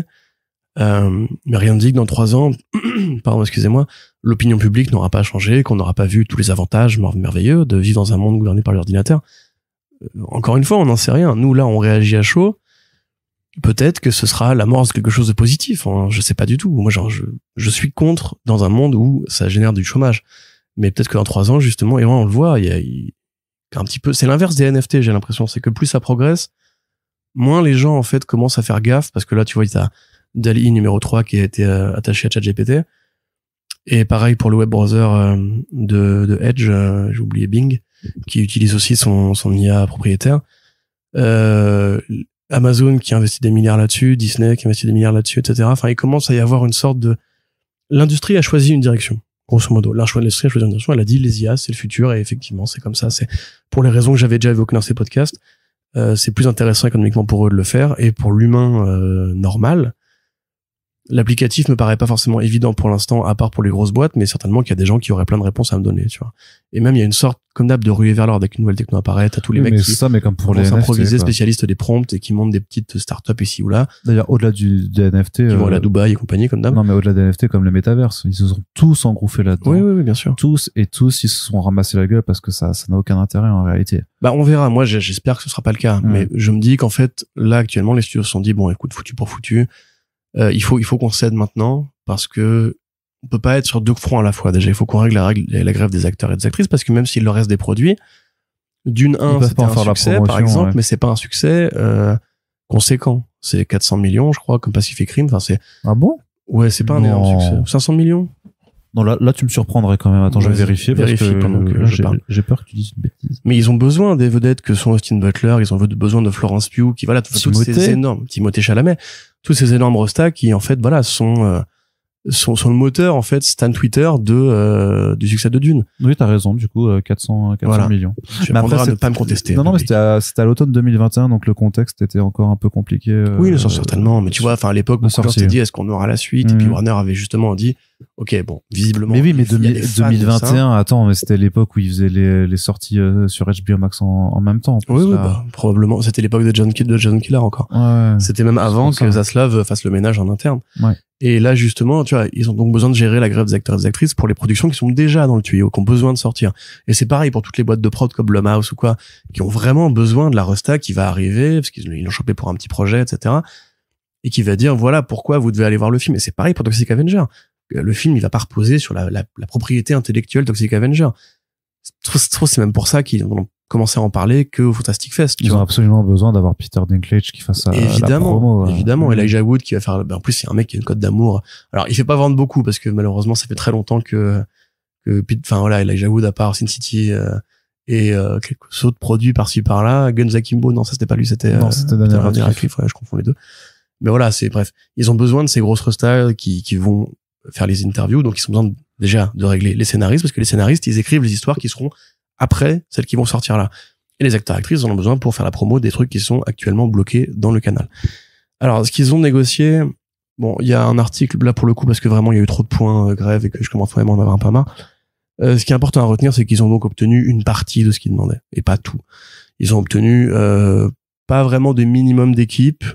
Si, il y a un minimum d'équipe obligatoire pour les writers' room, voilà, 3, et un minimum de temps pour créer ce qui était une des revendications. C'était même celle-là qui avait mis le feu aux poudres au départ. C'était vraiment le temps de travail des équipes qui était le plus important. C'est après que les IA se sont imbriquées à mesure qu'en fait, en 4 mois, déjà, le sujet a énormément progressé et qu'on a vu des fuites d'articles ou des fuites de commentaires dans la presse qui disaient oui, l'objectif, c'est de faire du matériau source. Donc, c'est-à-dire que logiciel, crée-moi un film qui serait pas parfait pour Brad Pitt et pour, enfin, pas pourquoi Brad Pitt, parfait pour Timothée Chalamet et Florence Pugh, qui sera une histoire d'amour avec de l'action, etc. De science-fiction. Voilà, de science-fiction. Le script est généré et en fait, il est pas parfait parce que, bah, comme d'hab, il y aura toujours le personnage qui aura que 4 doigts, etc. Et après, on engage un scénariste qui va juste faire du script doctoring pour reprendre ce truc-là. Mais il sera pas l'auteur officiel. Et ben, ça, par exemple, effectivement, les studios ont baissé les armes. Ils ont dit oui, non, effectivement, si jamais même si jamais un scénariste veut utiliser une IA pour créer un script et après puncher un peu les dialogues avec une IA, faire ci avec une IA, faire des recherches avec une IA pour faire un scénario à la commande, il a le droit de le faire. La WGA s'y oppose pas. D'ailleurs, c'est intéressant de se dire ça aussi. Tu vois, c'est la WGA, c'est pas dit on va bannir 100% d'utilisation de ChatGPT ou des scripts génératifs, enfin des chatbots génératifs, pardon, pour les scripts, parce que eux-mêmes ont conscience que c'est l'avenir, en fait. Et eux-mêmes ont conscience du danger qui se prépare. Donc, plutôt que de rejeter le truc en bloc, ils se disent, OK, bon, il faut qu'on commence, nous-mêmes, les scénaristes, à se former à la rhétorique de l'outil, se former à l'outil. Comme ça, demain, on sera les spécialistes des prompts. Et si les studios reviennent en arrière et disent finalement, on autorise ce truc-là, nous, on saura utiliser GPT mieux que exactement comme tous les artistes qui actuellement, on en parlait avec Géofo de ça, qui actuellement, en fait, deviennent des prompteurs. C'est-à-dire que, en fait, tu veux, les mecs, enfin, des prompteurs pas au sens, je lis un écran, deviennent des mecs qui, grosso modo, travaillent avec l'IA et l'intègrent dans leur travail parce qu'en fait, ils se disent que c'est évoluer ou mourir. Et c'est ça, en fait, qui est terrifiant. C'est que, justement, le tradi, déjà, le tradi avait disparu avec le numérique, mais le tradi, peut-être, va, en fait, devenir moins vendeur auprès des financiers que le mec qui va dire, j'ai intégré de l'IA. Comme à une époque, tu vois, dans les jeux vidéo, il y avait, ouais, mais si t'as pas de DLC dans ton business plan, tu vas être rejeté. Si t'as pas un multi dans ton business plan, tu vas être rejeté. T'as pas un battle royale dans ton business plan, tu vas être rejeté. Peut-être que demain, justement, les scénaristes se diront, bah, moi, je connais le génératif, je sais comment le mettre à profit, donc je suis future-proof, je suis protégé des éventuelles évolutions qu'il pourrait y avoir pour les prochains accords. À part ça, voilà. Sinon, ce qui n'a pas bougé, bon, les paies d'intéressement, voilà, franchement, je trouve qu'ils ont tenu un peu des clopinettes, hein, pour le coup, par rapport à ce qui était demandé au départ. Et les fameux chiffres du streaming. Autre grand sujet de dissension, et ben sans surprise, nous n'aurons toujours pas les chiffres du streaming. Nous, le public, voilà. Voilà, comme ça avait été prévu, la WGA, elle, va recevoir des feuillets de communication où il y aura les chiffres en heure vue et pas en spectateur, sinon c'est pas drôle. Et ils vont ensuite se partager le pognon, donc il y aura un intéressement, enfin, hein, j'ai envie de dire. Mais par contre, l'omerta sur les chiffres, ça ne va pas bouger. Donc c'est plus ou moins tout ce qu'on avait prévu, en fait, à ceci près que moi je pensais pas qu'ils allaient céder. C'est plutôt une bonne nouvelle de ce point de vue-là. Est-ce que c'est reconnu pour mieux sauter? Je ne sais pas. Rappelez-vous aussi que ce débat, c'est pas juste Hollywood. Que quand on s'indique, bah, mais visiblement c'est possible parfois de gagner, hein, c'est assez étonnant. On pensait pas après 2023 dire ça, tu vois. Mais voilà, c'est aussi un débat de société. C'est à vous de vous positionner par rapport aux IA. La question n'est pas est-ce que c'est une mauvaise chose, une bonne chose. On sait que pour la recherche, c'est vachement bien les IA parce que ça peut je sais plus comment on dit, mais tu sais, les molécules, trier les molécules, décoder les molécules, machin, ou le code génétique, une IA fera des calculs beaucoup plus rapides que des humains dans un labo. Oui, parce qu'on parle de tâches de calcul, enfin, c'est pas de la création, en fait. Donc à partir de ce moment-là, effectivement, c'est comme l'industrie par rapport à des tâches enfin, par rapport au travail à la chaîne, tu vois. Oui, le séquençage, oui. Ça veut dire que les ordinateurs, enfin, ça automatise des process qui ont déjà été pour beaucoup automatisés et accélérés.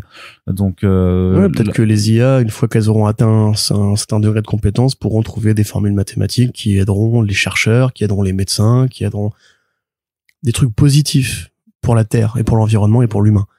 Mais à titre individuel et personnel, encore une fois, je le rappelle, vos boîtes, à un moment donné, c'est triste, hein, mais vont se poser la question de est-ce que c'est pas plus rentable de prendre un abonnement de $50 tous les mois à OpenAI pour faire le boulot que ce mec fait. Et ça, les scénaristes ont obtenu des années de sûreté par rapport à ça. Là maintenant, le logique du moment, c'est est-ce que un peu tous les mecs qui travaillent là-dedans te répètent, c'est que justement non, c'est maintenant qu'il faut devenir concurrentiel avec les IA, ou bien embrasser le phénomène directement et devenir entre guillemets le gars qui va pouvoir parler la langue de l'IA pour ensuite être intéressant sur le monde du travail. Développer ses compétences, son portfolio de compétences, apprendre à utiliser l'IA, comme les artistes ont appris à utiliser Photoshop à une époque. À titre individuel, j'ai mon avis. Je pense que vous avez le vôtre aussi. Ce qu'il faut retenir, c'est que le monde du travail, en tout cas une partie du monde du travail, aux États-Unis, à Hollywood, dans un corps de métier bien précis qui était vraiment en danger, s'est soulevé, a dit non, va te faire foutre au patron, et ils ont gagné. Et donc ça, demain, rappelez-vous-en que c'est pas genre le progrès est inarrêtable. C'est pas genre ouais, les patrons ont décidé donc. Non. Vous pouvez dire non, vous avez le droit de vous exprimer, vous avez le droit de faire cohésion, vous avez le droit de manifester. C'est possible. Donc, désolé à nos auditeurs de droite qui supportent ce qui est en train de se passer. Mais c'est possible et c'est pas une utopie. Je pense que les auditeurs de droite, si leurs corps de métier sont aussi menacés par l'IA et par je pense qu'ils seront d'accord sur le fait qu'à un moment, tu sais, c'est le problème de toute façon, mais sans vouloir non plus avoir ton discours de militant de gaucho. Non, mais c'est un peu naïf, on dirait. Tu vas nous dire ouais, regardez, c'est possible, machin. Je pense que c'est la preuve. Non, oui, non, mais par contre, on a une démonstration. C'est comme quand je vois plein de gens, d'artistes ou de collègues, enfin pas de collègues, mais même de gens avec qui on discute par rapport au problème des BD générés par IA. Quand je vois les résultats, et même si ça progresse et tout, mais quand je vois comment c'est creux, quand c'est plat, moi j'ai envie de dire, mais en vrai, j'ai pas l'impression que ce corps de métier, en tout cas dans la bande dessinée, puisse vraiment être menacé parce que mais personne ne veut ça, vraiment littéralement, je veux dire, personne ne va avoir envie de lire. Là, il y a un truc qui a tourné, il y a deux trucs qui ont tourné à l'heure où on enregistre, soit une bébé dinosaure, donc avec une BD avec un petit dinosaure, et aussi une BD, faudra qu'on rédige dessus, ou avec un truc Batman qui clairement singe les styles de Michael Red et de Brian Bolland en l'espace de Castries. Mais je veux dire, mais personne vraiment n'a envie de dire ces merdes. Il y a pas de composition. Je veux dire que la BD, c'est pas juste du dessin, en fait. Il y a la narration, il y a les dialogues, il y a ce que tu racontes, il y a tellement de paramètres. Et surtout qu'en plus, la BD du bébé dinosaure, le mec explique dans son process qu'il y a 2 étapes parce qu'il a fait son prompt de merde, là. Après, il dit, la deuxième étape, c'est je dois réorganiser les cases pour essayer de raconter quelque chose.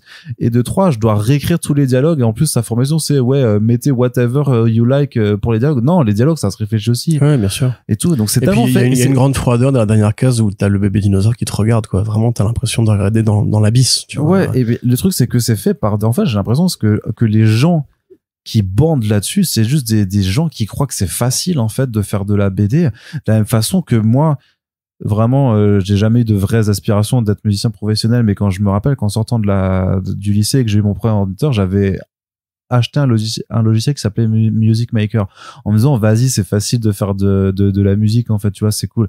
Ou en fait, en gros, ça avait plein de petits samples, en fait, que tu mixes et que tu peux essayer de faire des trucs.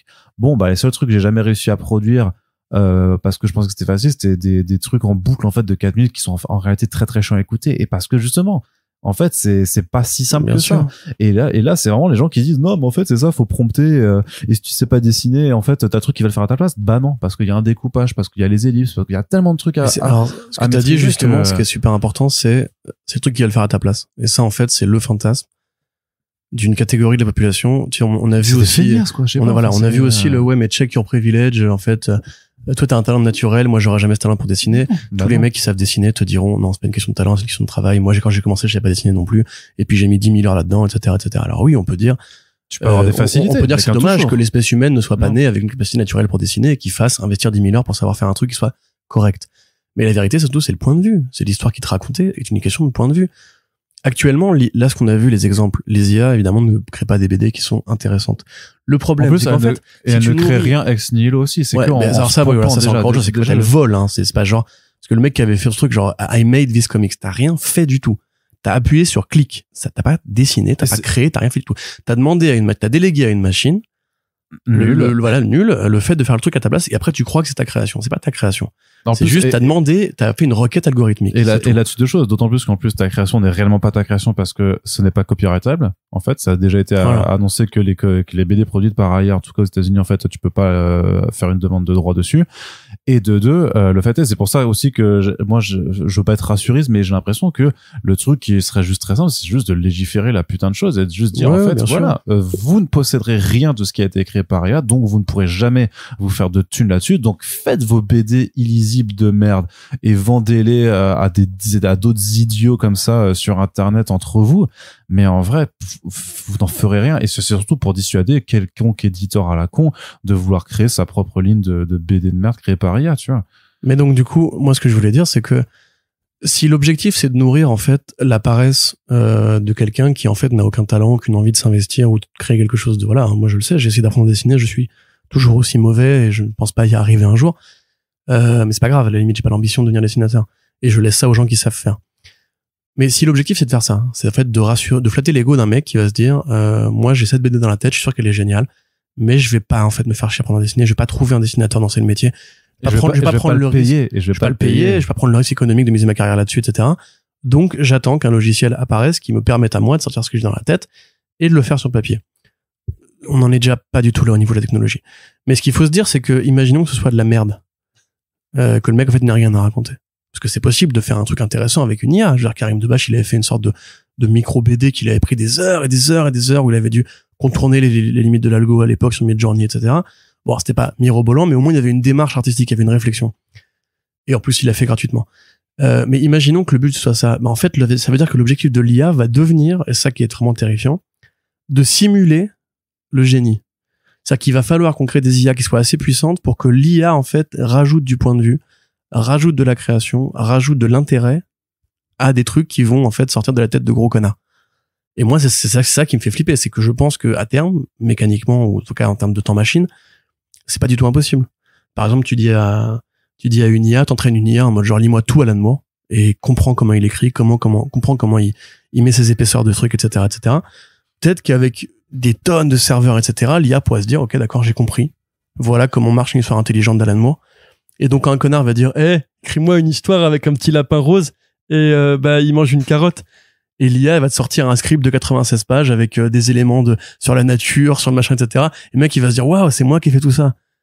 Et ça, moi, ça me flingue la tête, ça me flingue l'esprit parce que, bon, déjà, encore une fois, les boîtes comme OpenAI et compagnie ne sont pas neutres politiquement, hein.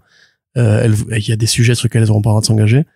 On peut même se demander si la prise de position politique sera pas interdite dans les IA génératives à un moment donné.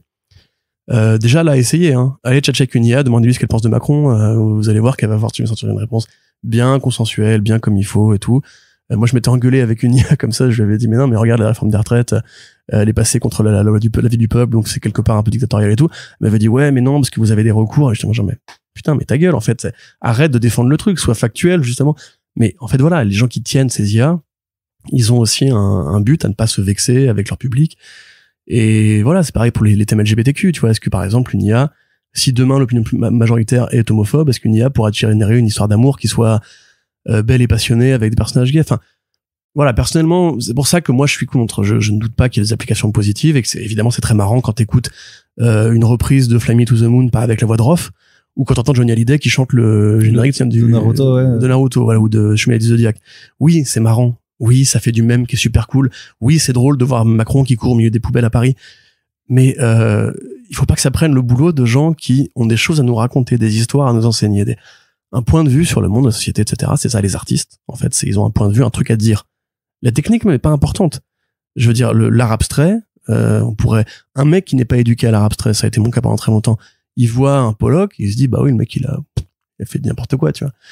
Mais en fait, ça a un sens, ça a une réflexion, ça dit quelque chose de son rapport à l'art à lui. Il faut juste comprendre comment ça fonctionne.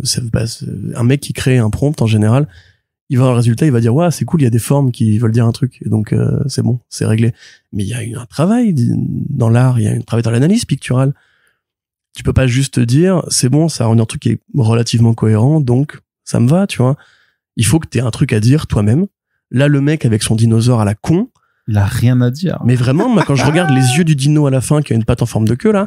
Ah oui, vraiment, ça me rappelle quand j'avais essayé, moi, sur Midjourney, de créer des visages d'humains en prenant des exemples d'êtres humains qui existent. Et quand tu regardes dans leurs yeux, tu vois un vide. Tu vois une absence totale de quelque chose tu vois l'absence d'âme, en fait, quoi. Et débat philosophique à la con, là, ça fait trop longtemps que je parle. Donc, Arnaud, news suivante.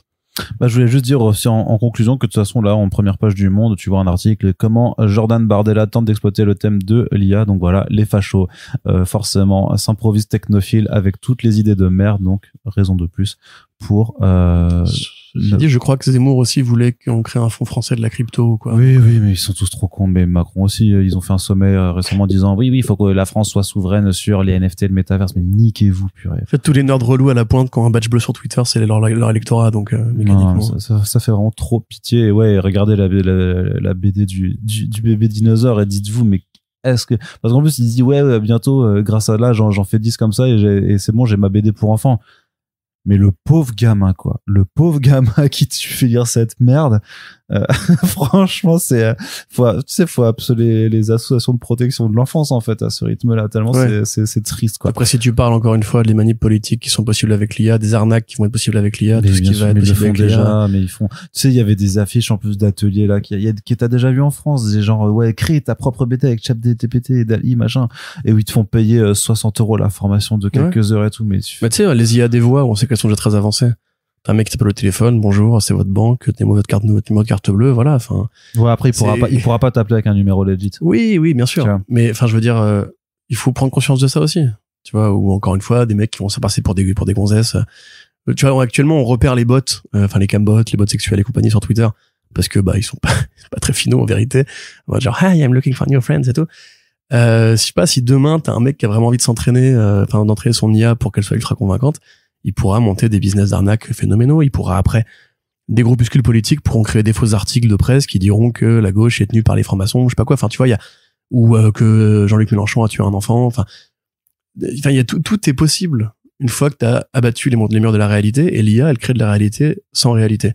Donc, ouais, en fait, je crois que je suis contre les IA fondamentalement. Et, ouais, non, mais tout, mais parce envie que de ce d'esprit là. Ouais, c'est ça. Non, t'as pas. Je trouve ça dangereux.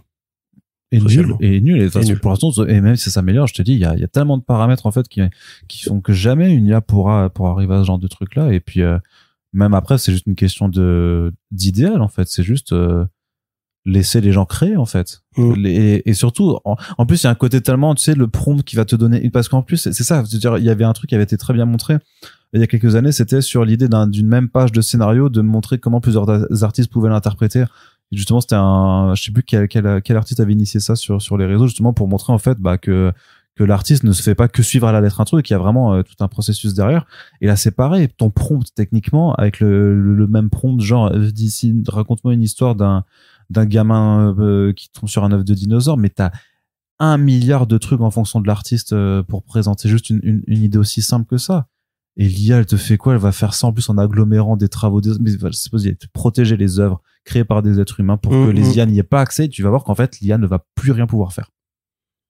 Déjà, moi, je trouve ça bizarre. Ça règle le problème immédiatement pour moi. Comment il s'appelait, le mec, le dessinateur des X-Men qui avait été train, dont le dessin, enfin, dont le travail avait été train par une IA. Ah, c'est Pepe Larraz. Pepe Larraz. Pourquoi il porte pas plainte? Mais portez plainte. Attaquez OpenAI, attaquez tous ces mecs-là. Mais parce que là, je pense que parce que la production appartient à Marvel, donc c'est à Marvel de faire c'est Marvel qui détient Marvel, les droits, attaquez, putain, c'est un truc de fou, quoi. Oui, il faut qu'il le fasse, clairement. Les bases de données, elles leur appartiennent pas, ou alors ils créent leurs images à eux, et après ils ont leur base de données à eux, mais en plus pour le coup, c'est vrai qu'en plus Marvel et DC, c'est quand même normalement des entreprises qui sont assez procédurières sur pas mal de choses, qui sont prêts à attaquer des marques d'alcool parce qu'ils utilisent le logo d'une chauve-souris dans leur truc. Donc techniquement, par rapport aux IA, c'est très bizarre qu'elles soient pas sur les fronts à dire, en fait, tous nos comics produits depuis 80 ans, vous les utilisez pas, en fait, point. Bien sûr. C'est comme, encore une fois, je veux dire, très bizarre, quoi. Tu fais une caricature de Macron, ou alors tu prends un mannequin Macron et tu le pends pendant un concert ou pendant une manifestation. Là, tac, l'État t'attaque en justice parce que lèse-majesté, machin, etc. Par contre, tu fais une photo de Macron qui court au milieu des poubelles entouré de CRS, ou qui est assis sur un chariot de poubelle. Là, Macron, il dit non, c'est bon, tranquille, vous pouvez. Putain, mais pourquoi? Enfin, même vous, là, les politiciens, vous êtes directement ciblés par ce truc-là. Donc, enfin, prenez vos putains de couilles en main et arrêtez de dire, ouais, mais économiquement, c'est intéressant, donc on va leur foutre la paix. Mais ils se rendent même pas compte, en fait, je pense, du danger inhérent que ça va représenter pour le débat public demain, quoi. Pour la qualité de l'information qui est déjà en berne, pour tellement de, en fait, il y a tellement de trucs sur lesquels ça pose plein de problèmes, et c'est ouf qu'il n'y ait pas une prise de conscience collective. Mais j'imagine effectivement que ceux que ça intéresse, c'est pas la majorité des gens, peut-être parce qu'il y a aussi sûrement d'autres soucis plus importants, voilà, dont les comics notamment. Non, dans le côté juste le fait que la bouffe est triplée de prix, par exemple. Mais donc voilà. Et on termine juste pour dire que suite, d'ailleurs, on retourne un peu sur la fin de la grève, mais pour le coup, enfin on était toujours dessus d'ailleurs, c'est juste qu'on parlait de l'IA, mais que pour le coup ça amorce la recherche enfin de scénaristes pour le reboot des X-Men par Marvel Studios. Oui, Kevin Feige et ses équipes vont rencontrer des premiers scénaristes d'ici la fin de l'automne. Alors ils disent pas de pression, on a le temps, de toute façon c'est pour après Secret Wars, donc c'est pour 2026 minimum, enfin même 2027 en fait. On verra déjà quand Secret Wars sort. C'est ça, parce qu'en plus là le retard avec la grève va probablement encore bouger des trucs. Et puis, on sait même pas où on sera la cinéma de super-héros d'ici là, si ce sera les mêmes budgets, si ça marchera toujours autant. Encore une fois, quand Netflix fait Devil May Cry et Tomb Raider, ça veut dire un truc sur l'évolution des mentalités. Voilà, c'est tous les projets que Netflix ils ont achetés pour faire des séries télé ou des films et compagnie. Là, c'est beaucoup moins prioritaire d'un coup que des adaptations de jeux vidéo parce que Castlevania a fonctionné, tu vois. Donc et Super Mario. Voilà, Super Mario, évidemment. Donc on verra bien ce qui se passe. Ce qui est sûr, c'est que donc ce sera évidemment un reboot. Ils vont pas du tout reprendre l'ancienne équipe, parce que j'ai vu des gens qui se posaient la question, ouais, le retour de machin et tout. Non, c'est un reboot. C'est le truc le plus stupide à faire, parce qu'il ça me fascine toujours de voir toujours ces mêmes cons, c'est My Time to Shine, c'est les autres trucs, Give Me Some Toast, je sais pas quoi, qui sont là en train de se branler la nouille sur des rumeurs pour des trucs qui doivent sortir dans 5 ans, en disant que ouais. Ils sont même pas toujours écrits, hein. Ouais, sur des projets qui sont pas écrits. Du coup, qui ne sont pas écrits, qui ont été bloqués pendant des mois à cause des grèves, dans un milieu qui est ultra changeant, et qui sont là en train de dire oui, alors Secret Wars, en fait, ça va faire un soft reboot du MCU qui sera all new, all différente, en faisant en fait revenir aussi des acteurs de l'univers pré-MCU et tout ça. Mais je fais, mais pourquoi vous avez pas un vrai travail? Vraiment. Je sais pas, mais vous passez trop de temps. Parce que maintenant, les tweets sont rémunérés pour dire de la merde, mais c'est un truc de fou, ça fatigue. Ouais. Bah, moi, je pense que je vais arrêter cette plateforme de Satan, donc, bref. Bon, en tout cas, ce qui est quasi sûr, c'est qu'il y aura mécaniquement une donnée de soft reboot, parce qu'on va arriver aux 20 ans après Iron Man et que la plupart des héros bannières sont plus là. Mais il en restera quelques-uns, voilà. Genre, Vellani va sûrement rester quelques temps. Il y a des nouvelles franchises qui vont être créées, qui auront des suites. Je veux dire, si Thunderbolt sort l'année prochaine, ou l'année suivante, et que après, il y a Secret Wars entre les deux, ils vont pas faire Thunderbolt 2 avec une nouvelle équipe. Enfin, voilà. C'est un peu con. Mais ce qui est sûr, c'est que ce serait quand même tordu de dire, ouais, les X-Men sont là depuis le début, mais ils sont planqués parce qu'ils ont déjà fait cette carte-là 28 fois, pour les 10 anneaux, pour les Eternals, pour tous ces personnages qui étaient là depuis le début, mais qu'on n'a jamais vu avant, et qui se sont jamais manifestés quand Thanos a attaqué la Terre et tout. Voilà.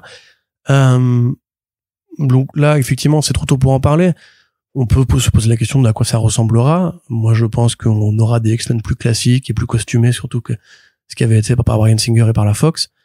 Je pense que le film Deadpool sera la vraie fermeture de la porte de l'ancien univers. Je suis même pas sûr qu'on aura, en fait, tant que ça, des acteurs et actrices de l'univers X-Men dans le Secret Wars, hein. Enfin, il y en aura peut-être un ou deux, mais peut-être Deadpool, justement. Mais voilà, quand on voit les images de tournage de Deadpool 3, on voit le logo 20th Century Fox en ruine, on voit Hugh Jackman qui revient en costume et tout. On voit tous ces acteurs et actrices, enfin Elektra qui a été confirmée, je crois. Voilà, ça va être la fin de ce truc-là. Donc la suite, c'est nouveau. Et ce qui est marrant, c'est que c'est tellement lointain. Il serait temps en fait que ce soit nouveau, et qu'on arrête de se reposer sur les trucs qui ont marché il y a 15 ans. Ouais. Voilà. Mais en plus, ce qui est marrant, c'est que c'est tellement lointain qu'il est même, enfin, j'aurais même du mal à te dire mon casting idéal, tellement, en fait, dans 5 ou 6 ans, ça peut avoir tellement changé. Je pense qu'il y aura des restas qui seront apparus entre temps. Je sais pas, je verrais bien, si on devait faire un point, à date, je sais pas, genre, Timothée Chalamet en Cyclops, par exemple, tu vois, enfin, genre de conneries. Hein. Non, lui, il me saoule. Bah oui, mais Chalamet et Cyclops, il a aucun charisme, donc, tu vois. C'est assez logique. En plus, on verra pas ses yeux bleus à la con, là. Donc, voilà, enfin, évidemment, ils allaient faire les X-Men à un moment donné. Ce sera la base, je pense, en tout cas, une bonne partie de la base de leur nouvel univers. On sait que chez Marvel, ça revient aussi comme ça. Mais ça se trouve, ils vont le faire à la Krakoa et que ce sera un truc séparé du reste. C'est possible. En fait, il y a 40 façons de faire les X-Men. Il y a 40 périodes que tu peux explorer. Moi, encore une fois, je me dis, bon, c'est en train d'être fait. Enfin, c'est en train d'être réfléchi. Mais ça me paraît quelque part un peu ambitieux de la part de Kevin Feige de se dire que son univers sera encore là après Secret Wars. À mon avis, je sais pas garanti du tout que les gens auront encore l'énergie pour 3 films Marvel par an ou même l'investissement que ça demande compte tenu de la phase 4 qui a démotivé quand même, énormément de gens. Énormément de gens s'en foutent maintenant de Marvel Studios. Là, Loki, je pense, a fonctionné parce que c'est on a priori, c'est une bonne série. On va voir si ça fonctionne la saison 2. Bien sûr. Bah bon, enfin après il y a pas 40 trucs sur Disney Plus là pour les prochains mois donc Mais non, tu vois, encore une fois, One Piece, ça a été le plus gros succès de Netflix le mois où c'est sorti. Et même si la série, elle est fauchax comme les blés, bah, il y a des gens qui sont contents. Donc, je sais pas, à mon avis, peut-être que les super-héros, comme dirait J. Willow Wilson, on est en phase de cycle. Pas au sens où les héros vont devenir plus noirs ou plus compliqués, mais au sens où, en fait, peut-être que les gens, ils ont un peu passé le cap Marvel Studios, quoi. Ouais. Non, mais c'est mon avis aussi, hein, c'est qu'on a vécu une grande ère qui a sûrement, alors qui touche pas à sa fin, mais qui clairement s'ouvre sur autre chose. Et que bah il faut aussi accepter le fait que voilà, on va plus être tous excités comme des puces parce qu'il y a le premier film. Enfin ça c'est enfin c'est pour ça moi je m'étais toujours dit ça. Par contre je pense qu'il y a beaucoup de traces audio parce que j'ai toujours dit que je pensais que si Marvel Studios peut relancer en fait une hype, c'est avec les 4 Fantastiques ou avec les X-Men. Maintenant quand je vois l'intégration de Fantastic Four dans la phase ça, je me dis en fait c'est plus les X-Men. Mais pour moi limite faudrait, c'est ce que je te disais juste avant, c'est qu'il faudrait faire de X-Men une franchise à part. Oui, bien sûr. Tu vois, en fait, même qu'on s'en branle de la connecter aux autres trucs là, évidemment.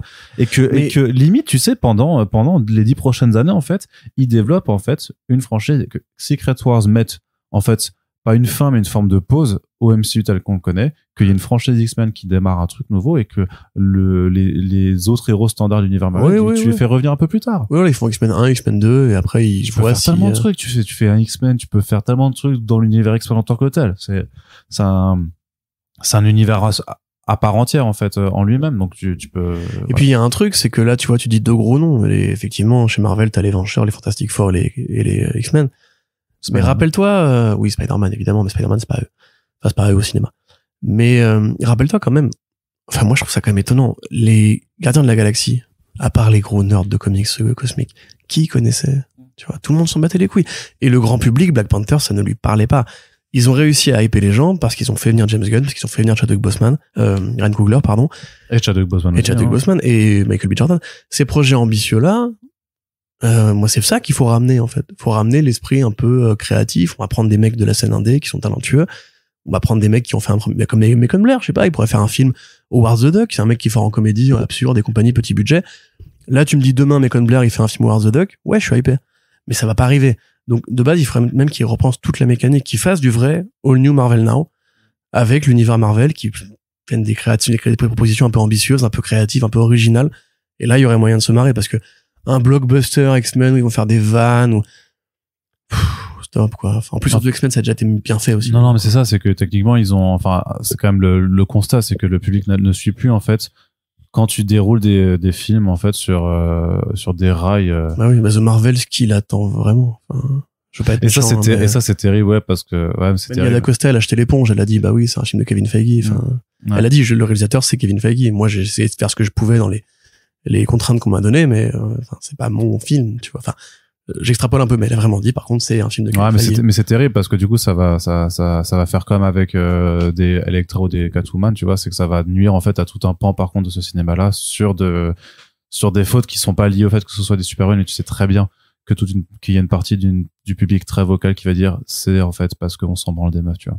C'est ouais, mais Matt Reeves finira par produire un film Catwoman par la meuf qui a fait Hustlers et j'y crois. Et là, on aura de quoi bouffer. À côté de ça, il y a quand même, voilà, t'as le The Batman 2, t'as quelques propales intéressantes, l'univers DC de James Gunn, et encore une fois, peut-être Marvel va s'éteindre pour que DC puisse... Ouais, mais moi, c'est ce que j'espère aussi. C'est ce que j'espère vraiment qu'ils ont tiré les leçons des 15 dernières années pour justement pas vouloir faire un MCU-like avec James Gunn. Enfin, James Mangold sur Swamp Thing quand même, si c'est pas bon. Oui, non, mais j'ose espérer que Gunn est assez intelligent pour et a retenu les leçons de ce qui a marché, ce qui a pas marché chez Marvel Studios pour essayer de pas et ce qui a marché, ce qui n'a pas marché chez DC pour faire quelque chose qui se tient. On en a terminé pour ce podcast. Ouais. Pour l'instant, on se retrouvera bientôt pour le prochain front page et là, à l'heure où on enregistre, il y a une grosse semaine de podcast qui arrive dans tous les cas, un petit peu comme d'habitude. On vous rappelle que si vous appréciez ces émissions et le travail que ça représente, il faut soutenir le podcast. Ça fait 3 ans qu'on existe, on a bien l'intention d'être là encore pas mal de temps, mais on a besoin de vous. On peut pas le faire tout seul non plus, donc partagez, parlez du podcast autour de vous. là où vous pouvez. On remercie d'ailleurs les quelques libraires qui jouent le jeu en mettant nos logos sur les recommandations de lecture et tout ça. Ça fait super plaisir d'être avec vous comme ça. Et on vous rappelle aussi qu'on a un Tipeee qui nous permet simplement de voir l'avenir de façon plus sereine. Merci à toutes et tous de nous avoir écoutés. Puis on se dit à très bientôt pour la prochaine émission. Ciao. Ciao. Pourquoi ciao? Salut.